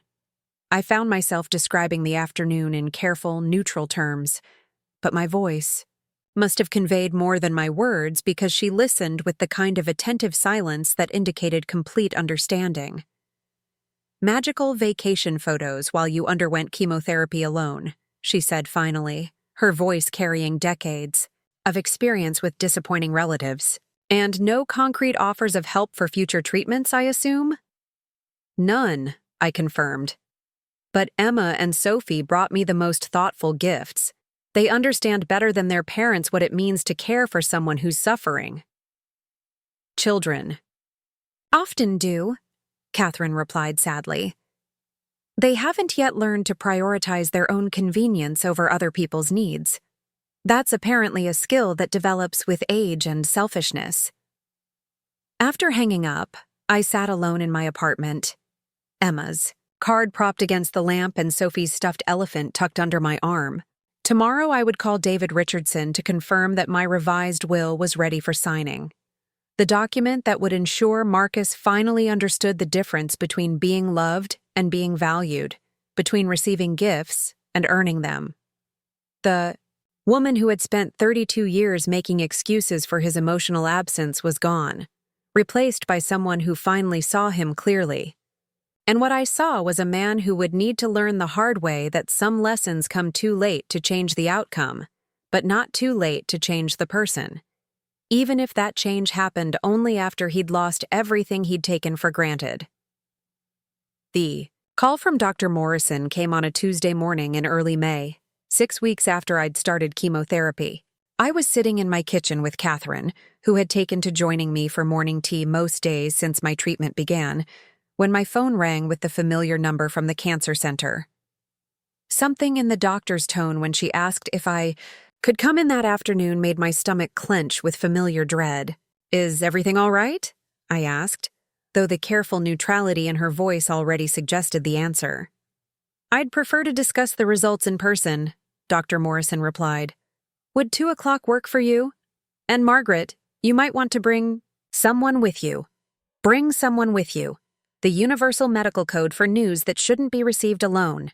Catherine immediately volunteered to drive me, her expression grave as she helped me gather my purse and the notebook where I'd been tracking my symptoms and medication schedules. The drive to the cancer center passed in tense silence, both of us understanding that this appointment would likely determine whether my carefully laid plans would need to be accelerated. The revised will sat in David Richardson's office, signed and notarized, but I'd been hoping for months, rather than weeks, to see its effects unfold. Dr. Morrison's expression when we entered her office confirmed my worst fears. She gestured for us to sit, then arranged the file folders on her desk with the kind of careful precision that doctors use to buy time before delivering devastating news. "Margaret," she began, her voice carrying the gentle authority I'd come to associate with difficult conversations, "the latest scans show that the cancer has progressed significantly despite the chemotherapy. It's spread to your liver and bones, which means we're now looking at stage 4 metastatic disease." The words hit me like a physical blow, though some part of me had been preparing for this moment since my diagnosis. Stage 4. Metastatic. The medical terms that meant my body was losing the war we'd been fighting with increasingly desperate weapons. What does that mean in practical terms? Catherine asked, her hand finding mine and squeezing gently. What are we looking at for? Timeline and treatment options? Dr. Morrison's expression softened with the kind of compassion that comes from delivering this news too many times. At this stage, we shift from curative treatment to palliative care. The goal becomes managing symptoms and maintaining quality of life for whatever time remains. Based on the extent of the spread, we're typically looking at months rather than years. Months. Not the year or two I'd been hoping for, not even the 6 months I'd secretly feared. Months, possibly as few as 3 or 4 if the progression continued at its current pace. How long do I have? I asked directly, needing to hear the numbers that would determine how much time remained to set my affairs in order. It's difficult to predict precisely, Dr. Morrison said carefully. But given the rate of progression, I'd estimate somewhere between 3 to 6 months. We can make you more comfortable with pain management and other supportive measures, but I want to be honest about the prognosis. 3 to 6 months. Enough time to see Emma and Sophie start 3rd grade, but not enough to watch them grow into the young women I'd hoped they'd become. Enough time to witness the beginning of fall, but probably not Christmas. Enough time for Marcus to demonstrate whether he was capable of growth when faced with his mother's mortality, but not enough time for a lengthy rehabilitation of our relationship. D. Ride home passed in contemplative silence, both Catherine and I processing the magnitude of what we'd learned. As we pulled into my parking lot, I felt a strange sense of relief settling over me alongside the grief. The uncertainty that had dominated. My life since diagnosis was gone, replaced by a finite timeline that demanded decisive action. I need to call Marcus, I said as Catherine helped me up the stairs to my apartment. He deserves to know, regardless of how he's behaved, and I want to give him one final opportunity to show me who he really is. Catherine nodded, her expression understanding but skeptical. Just remember that people rarely change their fundamental nature, even when faced with death. Don't sacrifice your remaining energy trying to transform someone who's consistently shown you his limitations. That evening, I called Marcus for what I suspected would be one of our last conversations, where I still had the strength to speak clearly and think coherently. He answered on the 4th ring, his voice carrying the distracted quality that had become his default tone when talking to me. Hi, Mom. What's up? Kind of a busy night here. Emma's got soccer practice and Sophie has a piano lesson, so we're running around like crazy. The casual dismissal of my call as an interruption to his family's activity schedule was so characteristic that I almost smiled. Even now, when I was about to share news that would fundamentally alter his world, his first instinct was to communicate that my needs were secondary to his convenience. Marcus, I need to tell you something important, I said, cutting through his litany of evening obligations. I saw Dr. Morrison today. The cancer has spread. She's given me 3 to 6 months. The silence that followed stretched long enough that I began to wonder if the call had been dropped. When Marcus finally spoke, his voice sounded strange, higher pitched than usual. 3 to 6 months? He repeated. Are you sure? Did you get a second opinion? Maybe there are other treatments, clinical trials, experimental procedures. The questions came in a rush, as if gathering enough information might somehow change the fundamental reality of my prognosis. I recognized the response. It was the same pattern he'd displayed throughout his life when faced with problems he couldn't solve through research and planning. Dr. Morrison is very experienced with this type of cancer, I said gently. The scans are quite clear. We're past the point where aggressive treatment would be beneficial. Another silence, followed by what sounded like muffled conversation as Marcus apparently covered the phone to speak with Victoria. When he returned, his voice had taken on the carefully controlled tone he used in business meetings. Okay, well, we need to talk about practical matters, he said. Have you thought about hospice care? End-of-life planning? Victoria says there are some excellent facilities that specialize in this kind of situation. Excellent facilities. Even facing my imminent death, Marcus's first instinct was to research professional solutions that would manage my dying without requiring significant personal involvement from him or his family. The pattern was so consistent it was almost comforting in its predictability. "I'd like to stay in my own home as long as possible," I said, "with home hospice care when it becomes necessary. But Marcus, I'm going to need some help in the coming weeks. Not full-time care, but assistance with groceries, transportation to appointments, maybe someone to check on me regularly." The request hung in the air between us, a final test of whether my son was capable of putting my needs ahead of his convenience when faced with the ultimate deadline. "Of course," Marcus said quickly. "We'll figure something out. Victoria's got some connections in the healthcare field. She might know about services that could help. And I'm sure the church has volunteers who do this kind of thing. Services. Volunteers. Professional solutions and other people's charity. Anything except personal commitment from the son whose life I'd funded and supported for 32 years. Even my approaching death couldn't inspire him to offer his own time, his own presence, his own hands to help with the tasks that would become increasingly difficult as my strength failed. "What about you and Victoria?" I asked directly. "Could you maybe visit more often? Help with some of the practical things? I know you're busy, but—" I let the sentence trail off, giving him space to volunteer what I shouldn't have needed to ask for. "Mom, you know we want to help," Marcus said, his voice taking on the patient tone he might use with a demanding client. "It's just that the timing is really complicated. Victoria's starting that part-time position next month. The girls have all their summer activities, and I'm in the middle of a major project at work that could really impact my career advancement. Summer activities, part-time employment, all legitimate life concerns that, in Marcus's mind, apparently took precedence over his mother's final months of life. He was prioritizing his family's normal routine over what would likely be their last opportunity to spend meaningful time with me. "I understand," I said, though understanding and accepting were two very different things. "I wouldn't want to disrupt your important plans." Something in my tone must have finally penetrated his self-absorption because he backtracked slightly. "It's not that your situation isn't important, Mom. Of course it is. We'll definitely make time to visit more often, and if there are specific things you need help with, just let us know, and we'll try to arrange something." Even facing my mortality, Marcus couldn't commit to actually helping, only to trying to arrange for someone else to provide the assistance I needed.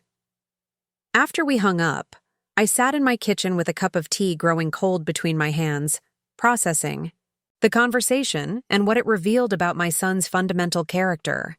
Catherine had been right. People rarely change their essential nature, even when confronted with death. Marcus would continue to be the man I'd inadvertently raised, someone who could organize solutions for other people to implement, but who couldn't conceive of personally sacrificing for someone else's needs. The next morning, I called David Richardson to discuss accelerating the timeline for executing my estate plan.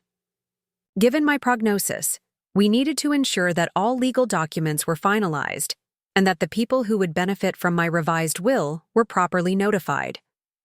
"I want to add one final element," I told David as we reviewed the documents.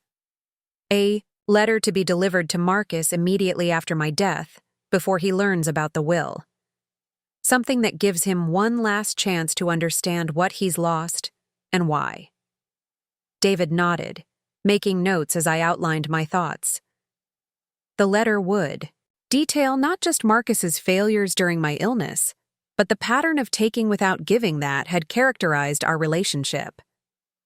More importantly, it would explain how his behavior had influenced my decision to redirect my assets toward people and organizations that had demonstrated genuine care during my final months. That afternoon, Catherine helped me draft the letter, her editorial skills ensuring that my message was clear without being needlessly cruel. The goal wasn't to punish Marcus, but to educate him about the consequences of choosing convenience over compassion, personal comfort over family loyalty, as I signed the final version of the letter. I felt a profound sense of completion. My affairs were in order, my assets would be distributed according to my values rather than my biological relationships, and my son would receive one final lesson about what it truly meant to be family. The lesson would come too late to change our relationship, but perhaps not too late to change the kind of father and husband Marcus would become in the years ahead. That possibility, that my death might inspire him to become a better man, was the only gift I had left to give him, even if it was a gift he wouldn't recognize until after I was gone to explain it. The decline came faster than even Dr. Morrison had predicted. By the end of May, I could barely manage the walk from my bedroom to the kitchen without resting, and the simplest tasks like opening pill bottles or buttoning my shirts had become monumental challenges. The cancer seemed to be consuming me from the inside out, stealing not just my strength, but my appetite, my sleep, and increasingly, my ability to maintain the facade of independence I'd clung to throughout my treatment. Catherine had essentially moved into my apartment, sleeping on the sofa and managing the growing complexity of my medical needs with the efficiency of someone who'd witnessed this process before. She coordinated with the home hospice team Dr. Morrison had arranged, managed my medication schedule, and somehow made my small apartment feel less like a place where someone was dying and more like a sanctuary where someone was being cared for, with genuine love. It was Catherine who answered my phone when Marcus called on a Thursday evening in early June, 3 weeks after I'd shared my prognosis with him. I was dozing fitfully on the sofa, too weak to make it to my bedroom but too uncomfortable to sleep deeply, when I heard her speaking in the carefully modulated tone people use when discussing serious illness. "She's resting right now, Marcus," Catherine said, her voice carrying a subtle steel that I'd never heard before. "The medication makes her quite drowsy, and she needs all the rest she can get." I could hear Marcus's voice through the phone, though not his specific words, the familiar cadence of someone making polite inquiries without genuine emotional investment. Catherine's responses grew increasingly terse as the conversation continued. "No, she's not up for visitors today," Catherine said firmly. The hospice nurse was very clear that she needs to conserve her energy for essential activities. "Perhaps you could call tomorrow to see how she's feeling." The conversation ended shortly after that, and Catherine approached my sofa with an expression that mixed frustration with barely controlled anger. "Your son is concerned about your condition," she said, settling into the chair beside me. "Concerned? Enough to call and ask about your health, but apparently not concerned enough to have visited once since you told him about your prognosis 3 weeks ago." I wasn't surprised. Marcus's pattern had been consistent throughout my illness. Expressions of concern that required no personal sacrifice, offers to help that involved other people's time and effort, promises to visit that somehow never materialized due to scheduling conflicts or family obligations. "He's busy," I said weakly, though the excuse sounded hollow even to my own ears. "Margaret," Catherine said gently, "I need you to understand something. I've been through this process with my own family, and I've watched many friends navigate terminal illness. The people who matter show up. The people who love you make time, rearrange their schedules, prioritize your needs over their convenience. Your son is doing none of those things." I closed my eyes, too tired to argue, but unable to completely let go of the maternal instinct to defend Marcus even when his behavior was indefensible. Some part of me still hoped that facing my actual death, rather than just the abstract concept of my mortality, might finally inspire him to become the son I'd always believed he could be. That hope died the following Tuesday when Emma's teacher called my apartment by mistake. She'd been trying to reach Marcus about a parent-teacher conference, but had dialed my number instead, and during our brief conversation, she mentioned how excited Emma was about their upcoming summer vacation to the beach house Victoria's parents had rented for the entire month of July, an entire month at the beach. While I lay dying in my apartment with Catherine as my only consistent caregiver, Marcus and Victoria were planning a month-long family vacation. They would spend July building sandcastles with their daughters and taking sunset walks along the Aisle, Sure, while I took my final breaths in a hospital bed or hospice facility. The timing wasn't coincidental. Dr. Morrison had been clear that my condition would likely deteriorate significantly by midsummer, that July would probably mark the beginning of my final decline. Marcus knew this, had been given the same timeline I'd received, yet he'd chosen to schedule a month-long vacation during the period when his mother would most need him. When I shared this information with Catherine, she was quiet for a long time, her hands working methodically through the vintage buttons she'd been sorting for my clothing collection. "I'm going to ask you something difficult," she said finally, "and I want you to consider your answer carefully. If Marcus came to you today, right now, and begged your forgiveness, promised to cancel his vacation and dedicate himself to caring for you during your final weeks, would you change your will?" The question forced me to examine my motivations with uncomfortable honesty. Was my revised estate plan born from temporary hurt that might heal if Marcus demonstrated genuine remorse? Or did it reflect a clear-eyed assessment of his character that wouldn't change regardless of last-minute deathbed conversions? "No," I said after several minutes of consideration. "I wouldn't change it, because even if he did those things now, it would be out of guilt or obligation, not genuine love. The time for him to show me who he really was has passed. He's shown me consistently, through dozens of small choices and one enormous one, that his comfort matters more than my welfare." Catherine nodded with grim satisfaction. "Good. Because in my experience, people who suddenly become devoted caregivers when death is imminent are usually motivated by inheritance expectations rather than love. Your revised will ensures that such behavior won't be rewarded." Over the next 2 weeks, my condition deteriorated rapidly. Simple conversations became exhausting, eating required enormous effort, and the pain medications that kept me comfortable also left me drifting in and out of consciousness at unpredictable intervals. Catherine coordinated with the hospice team to ensure I had everything I needed, but more importantly, she provided the kind of emotional support that can't be purchased. Reading to me when I was too weak to hold books, helping me stay connected to the outside world when leaving my apartment became impossible, and simply being present during the long, frightening hours when facing mortality became an active rather than theoretical challenge. Marcus called regularly. During this period, brief conversations where he asked about my condition and promised to visit soon. But soon never materialized into actual presence, always delayed by work emergencies, family obligations, or logistical complications that somehow never affected his ability to plan beach vacations or attend social events. It was during one of these phone calls, when I was having a particularly lucid day, that I decided to give Marcus one final opportunity to understand what he was losing. "Marcus," I said, interrupting his update about Emma's soccer league and Sophie's piano recital, "I need to ask you something directly. Are you planning to visit me before your beach vacation? I'm not asking you to cancel your trip, but I'd like to see you and the girls before you leave." The pause that followed was long enough to confirm what I already suspected, that he'd been hoping my condition would remain stable enough that he could enjoy his vacation without feeling guilty about my absence from his life. "Of course, Mom," he said finally.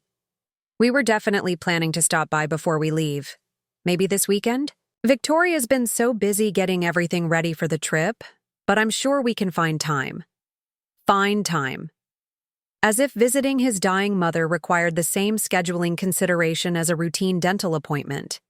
As if seeing me before what might be our final goodbye was a task to be squeezed into an already packed weekend, rather than a priority that should take precedence over vacation preparations. "This weekend would be good," I said quietly. "I'll make sure I'm feeling up for company."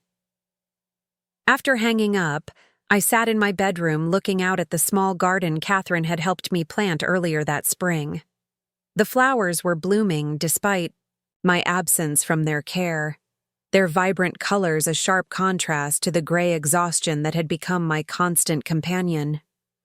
That afternoon, I called David Richardson one final time to confirm that all my legal documents were properly executed and that the letters I'd written would be delivered according to my specifications. Everything was in order. My assets would be distributed to people and organizations that had demonstrated genuine care. Marcus would receive exactly what his behavior had earned, and the detailed letter explaining my reasoning would ensure he understood the consequences of his choices. "Are you certain about the timing of the letter delivery?" David asked. "We could arrange for Marcus to receive it immediately after the funeral, or we could wait until the will is read. The emotional impact might be different depending on when he learns about your decision." I considered this carefully. The letter was meant to be educational rather than purely punitive, designed to help Marcus understand how his behavior had influenced my final decisions.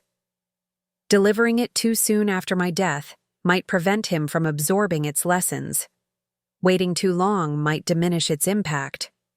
Wait until after the funeral, I decided. Give him time to grieve, but deliver it before the will is read. I want him to understand my reasoning before he learns about the financial consequences. That evening, as Catherine helped me prepare for what we both knew might be one of my last family visits, I felt a profound sense of completion settling over me. My affairs were in order, my values would be reflected in my legacy, and my son would receive one final lesson about the difference between being loved and earning love. The visit scheduled for this weekend would determine whether Marcus was capable of any genuine growth when faced with his mother's imminent death, or whether he would remain the man I'd unfortunately raised. Someone who could express concern without offering comfort, who could promise love without demonstrating it through action. Either way, the lesson would be complete. The only question was whether the student would be capable of learning from it before it was too late to matter. Saturday morning arrived with a heavy humidity that made my already labored breathing even more difficult.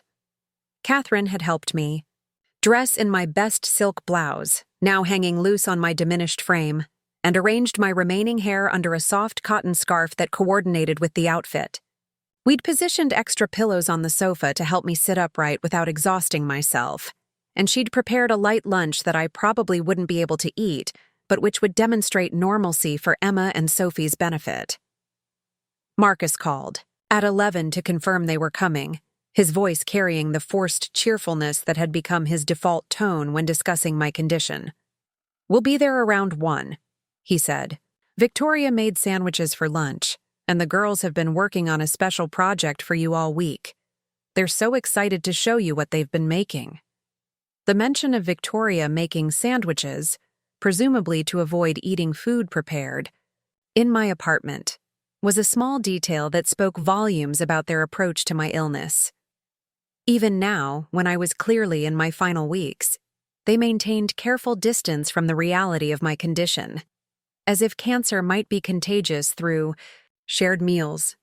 At exactly 1 o'clock, I heard the familiar sounds of their arrival, car doors slamming, excited voices echoing in the stairwell, Marcus reminding everyone to keep their voices down because Grandma wasn't feeling well. Catherine positioned herself in the kitchen, close enough to help if needed, but far enough away to give us privacy for what she suspected might be our final family gathering. Emma and Sophie burst through the door with slightly less exuberance than usual, their natural enthusiasm tempered by parental warnings about my fragile condition.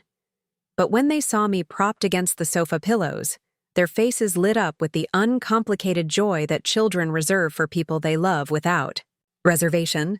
"Grandma," Emma said, approaching the sofa carefully but with obvious excitement. "We made you something really special. Sophie and I worked on it every day this week, and Daddy helped us with the hard parts." Sophie carried a large poster board, covered with what appeared to be a collage of family photos, drawings, and carefully written messages. As they settled on either side of me on the sofa, I could see that they'd created a memory book of sorts, filled with pictures from various family gatherings, crayon drawings of the two of us together, and short notes expressing their love in the earnest language of 8-year-old children. "Look, this is you and me at Christmas," Emma said, pointing to a photo from last year where I was helping her open a particularly stubborn gift. "And this is the picture Sophie drew of you teaching us how to make cookies. And here's the story. I wrote about how you're the best grandma in the whole world." Each page revealed evidence of our relationship that Marcus and Victoria had apparently failed to notice. Moments of connection, shared activities, expressions of affection that demonstrated how much these children valued my presence in their lives. The poster board was a testament to the love I'd thought might be lost when I was gone. Proof that Emma and Sophie would remember me not as an obligation, but as someone who had brought joy to their childhood.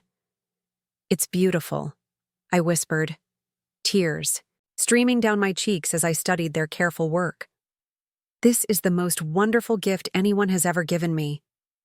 Marcus and Victoria watched this interaction from across the room, their expressions a mixture of pride in their daughter's thoughtfulness and discomfort, with the obvious emotion the moment had generated. Victoria kept glancing at her watch, while Marcus maintained the kind of forced smile that suggested he was counting minutes until they could politely leave. "The girls have been talking about you constantly," Victoria said, settling into the chair across from us. "They're worried about when you'll be feeling better, whether you'll be able to come to Sophie's piano recital next month.